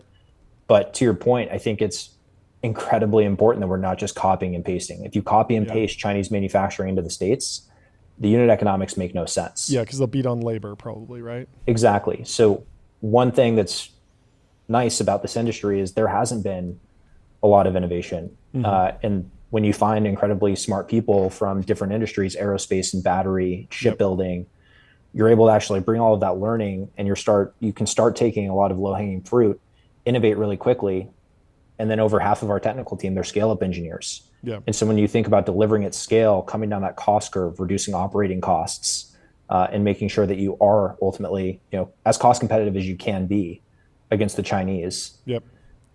Yeah. What are your goals for the next couple of years look like? You said you kind of called your shot in 2023. You delivered against it earlier this year. What do you want to do with the 65 million and going forward generally? So the 65 million, we're going to go to large-scale commercial scale, several hundred tons over the next couple of years, several thousand tons by the end of this decade. And what is the kind of market value of that kind of production? At minimum, several $100 million in top line, up to several billion. Thank you, Jordan. Figured there were some big numbers. Fantastic. Awesome. Well, yeah, thank you for everything you're doing. This is very exciting. Super important work. And, glad you're doing it. Yeah. We'll talk to you soon. Have a great day. Right. Thanks, guys. Cheers, John. Talk to you soon. Bye. Take a little bit of that money, buy a billboard on adquick.com. Out-of-home advertising made easy and measurable. Say goodbye to the headaches of out-of-home advertising. Only AdQuick combines technology, out-of-home expertise, and data billboards to enable efficient, seamless ad buying across the globe. We've seen this playbook in mining, buying billboards next to the companies that you want to hire from. Speaking of billboards, Roy Lee is in the news again. He bought a billboard in Manhattan. And he said, Alex Cohen says, fine, I'm starting to like the Cluely guys, because Roy put up a billboard that says, hi, I'm Roy, I'm 21, missing an apostrophe on the second I'm, clearly deliberate, absolute wordsmith. This was very expensive. PLS, buy my thing, please buy my thing, Cluely.com. And John Chu, Coastal Ventures, says, this is why I invested in Roy Lee, once-in-a-generation talent, a tapping into culture and zeitgeist. This was a spicy post. People kind of going back and forth on whether or not this would actually deliver. Roy also put out a post saying that everything he does is for short form. So he bought this billboard. He expects it to convert on the short form that will be created around the billboard. Certainly feels like people will take pictures of this, share. I mean, when you look at, I think what I'm interested to see from Cluely is where they really get long, retention, right? Because they have the top of funnel is full. They kind of they've got plenty extremely full top of funnel marketing. But when you look at it seems like if they just focused on students, right? They seem to be in this kind of place where they're thinking about exploring enterprise, a lot of different markets, they're for exploring sure. different markets. But if you look at the way that ChatGPT's usage, basically tokens generated dropped as summer started, that's a good argument to say Cluely could just focus on students? Products for students that will eventually graduate into the workforce and things like that. Sure. But anyways, well, they what didn't else? make the top AI agents by revenue chart that Anand Sanwal shared. Said, who would you put your money today to win in the long term? The top was Cursor at $500 million in annual revenue, and they're making $3.2 million in revenue per employee. Glean's at $100 million, Mercor's at $100 million, Replit's at $100 million. How are you defining an agent? I think it's just AI startups, anyone who's used the AI agent meme, basically. The agents are going to be pissed about this. Stolen valor. I don't know. It's hard to call Mercor an AI I agree with agent. that one. That one feels particularly odd, but and Glean Even also Glean is really enterprise agent. search. Yeah, it's search. But I would say Replit is an agent company. It's kind of like every AI company is now an agent company. Harvey. Hasn't really branded themselves an agent. But it's interesting, you're not putting Claude, you're going to put Cursor on here, which generates revenue from Claude code. Yeah. And is a agentic IDE. Yeah, and you're not going to include you don't put Claude Anthropic code. Is crazy, and also not including ChatGPT, which has deep research, which is probably the most used AI agent in the world right now. I have to imagine, just by number of queries. It's missing some stuff, but it's okay. Also, Devon's not on here, which is kind of odd, but that's the nature of these lists. It's CB Insights, folks. They do the best they can. And you can do the best you can in the watch game if you head over to getbezel.com. Your Bezel Concierge is available now to source you any watch on the planet. Seriously, any watch. I like this post from Aaron Bali. He says, imagine you're one of the smartest AI engineers in the world. You just joined a company that has access to a GPU cluster worth tens of billions of dollars. Your work can one day help solve all diseases, create unlimited abundance for humanity, but you first have to build spicy mode. Spicy mode. Hey, you got to get the users in the door one way or another. You got to get the training data. The revenue is important, but also the training data. You got to get the revenue users ramp on board. They call this the Japan strategy. The Donald Boat saga is continuing, by the way. Beth Jesus said maybe Donald Boat is just AGI trying to self-assemble itself outside of XAI servers. And Donald Boat said, let's just get this over with. I need to take Gramps to get his new hearing aids fitted tomorrow, and shares a picture of a Asus ROG Swift 27-inch 4K QD OLED gaming monitor, which I believe Beth Jesus purchased for him and then posted about. But the Donald Boat saga continues because Ryan Peterson posted the difference between who you are today and who you'll be in 5 years is almost entirely made up of the books you read between now and then. And Donald Boat posts a picture of a Penguin Classic, the day I bought Donald Boat a printer, and is asking Ryan Peterson to buy him the Epson EcoTank ET2800 wireless all-color, all-in-one cartridge-free Super Tank printer with scan and copy for $189. It's a reasonable request, but I feel like he might be getting over his skis here, because what does he need a printer for? He has the gaming PC. The narrative's getting a little muddy, Donald. You might need to hone it in. This isn't exactly gaming peripherals. So I'm a little bit confused, but the poster's still performing. He's building out a home office at this point. I was talking to him. He was saying he's going to go for a Porsche at some point. He should just get a house at some point. It really is a great way to trigger people to flex on the timeline. For sure.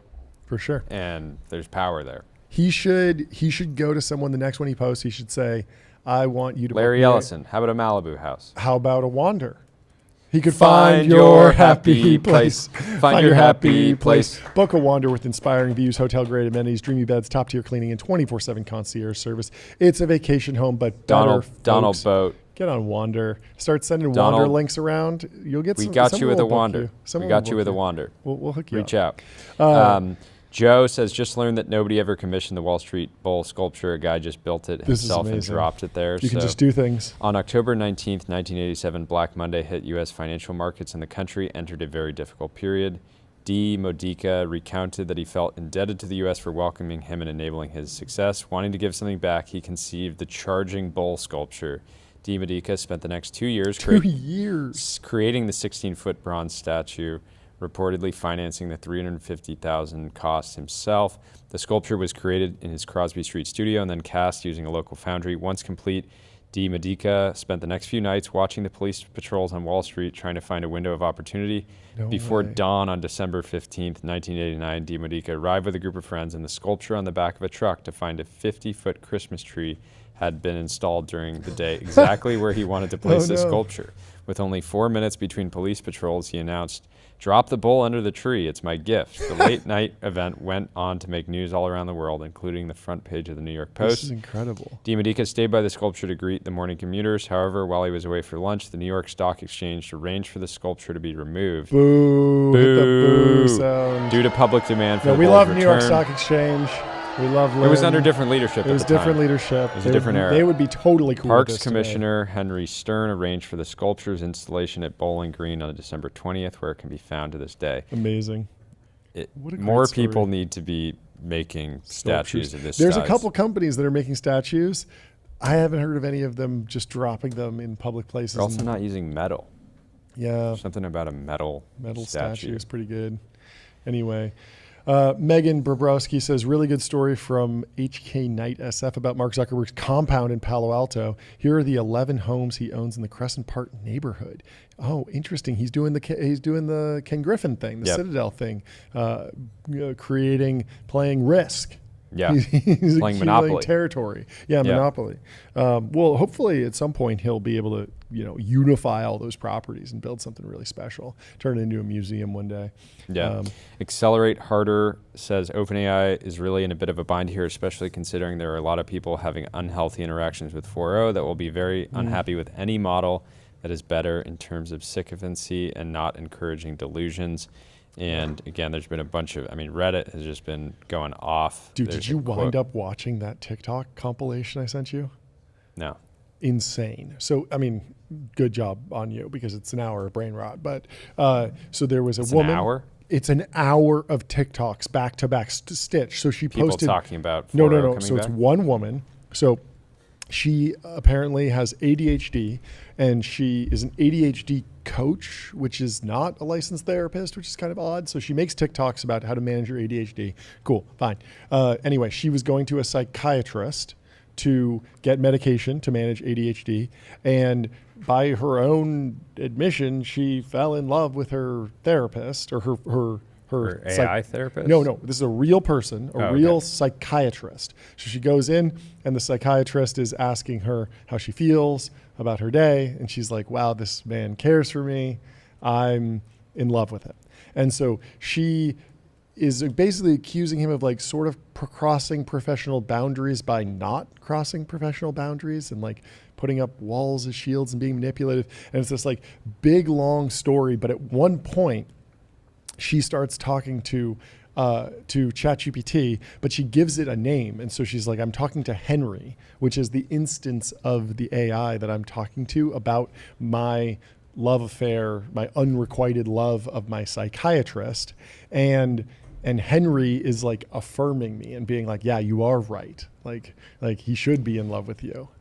And he's crossing lines by not being in love with you. Exactly. And so it became this big storm on TikTok where she was getting kind of brigaded in the comments. She turned off comments. She's going back and forth. A lot of people are saying oh, she's crossing a line. She's not doing well. Other people are supporting her. It goes all back and forth. It gets very messy, and then people wind up doxing the doctor. It's just such a mess. It's a crash out essentially. But it was interesting because it wasn't a singular falling in love with AI narrative. But it was the AI was not a great player in the role and did not make the situation better, basically. But you could also wind up in a Reddit community that's promoting people's reaction to 4.0 coming back. Yeah. Here's somebody sharing screenshots from their chat with 4.0 saying, "Is that you? OMG! Please tell me it's you." That's why it's hard to believe it's real, but there's so many instances of it. I don't know. Yeah. It's certainly. We've seen enough weird interactions that there's certainly some people out there that are having a bad time. So good luck to them. Hopefully they will get this sorted both at the model layer and also at the society level, where if you see a friend who's clearly going down some odd path, whether it's you're part of a really creepy Reddit group, or that group chat is toxic, or that AI chat is toxic. Or simple, ask somebody how much time do you spend chatting with ChatGPT every day? Yeah. If they're actually having long, super drawn out conversations, it's worth kind of trying to help them understand probably what's actually happening. Yeah. More importantly, back to email. Andrew Reed says Gmail search won't find you the email you're looking for, but it may well find you an email that can distract you for a while. This is almost every time. It's wild. Almost every time. Gmail search has Which maybe it's a feature. Maybe it's not a bug. Maybe it's hey, this thing that you missed is actually kind of important. You should go down this rabbit hole. I'm really hoping that AGI can just make iMessage search work. That would be great too. It's really rough. The Photos app search is getting better though. I've noticed that.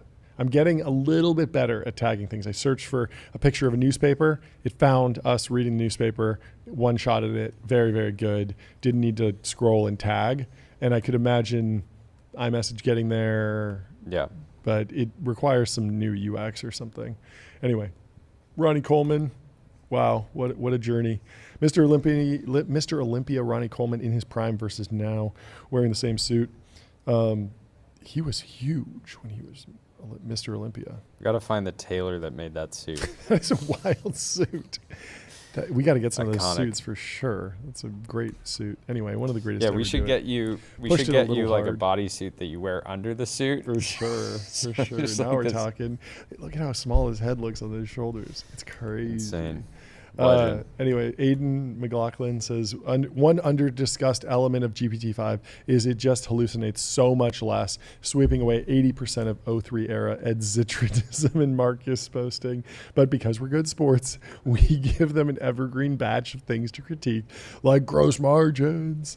That's always something. That's the next round of Michael negative Truwell AI. says, when we'll be able to add AI coworkers to Slack to help take on miscellaneous operational work, updating spreadsheets, creating channels, running cron job business workflows, conducting deep research operator style tasks. Same API as human, bidirectional DMs, calls, shared links with persistent memory, personality, and access to all your team's tools.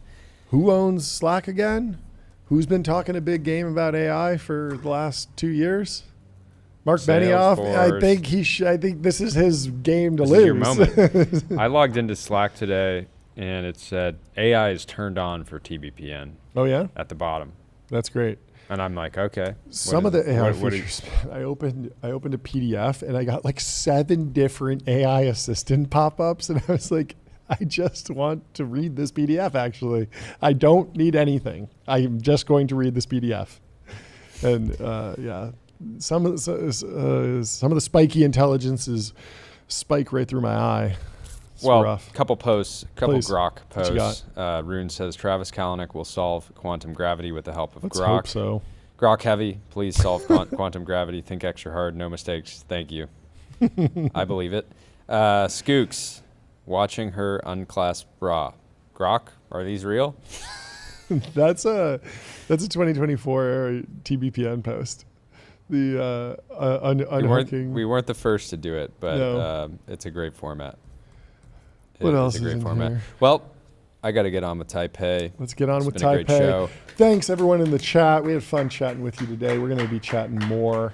Appreciate you all for watching. And we will see you tomorrow. Have a great rest of your Monday. And go give us go subscribe to TBPN on Substack. Please do that. TBPN.substack.com. We appreciate that. We're going to be investing a lot there, and we're very excited about it. We'll talk to you soon.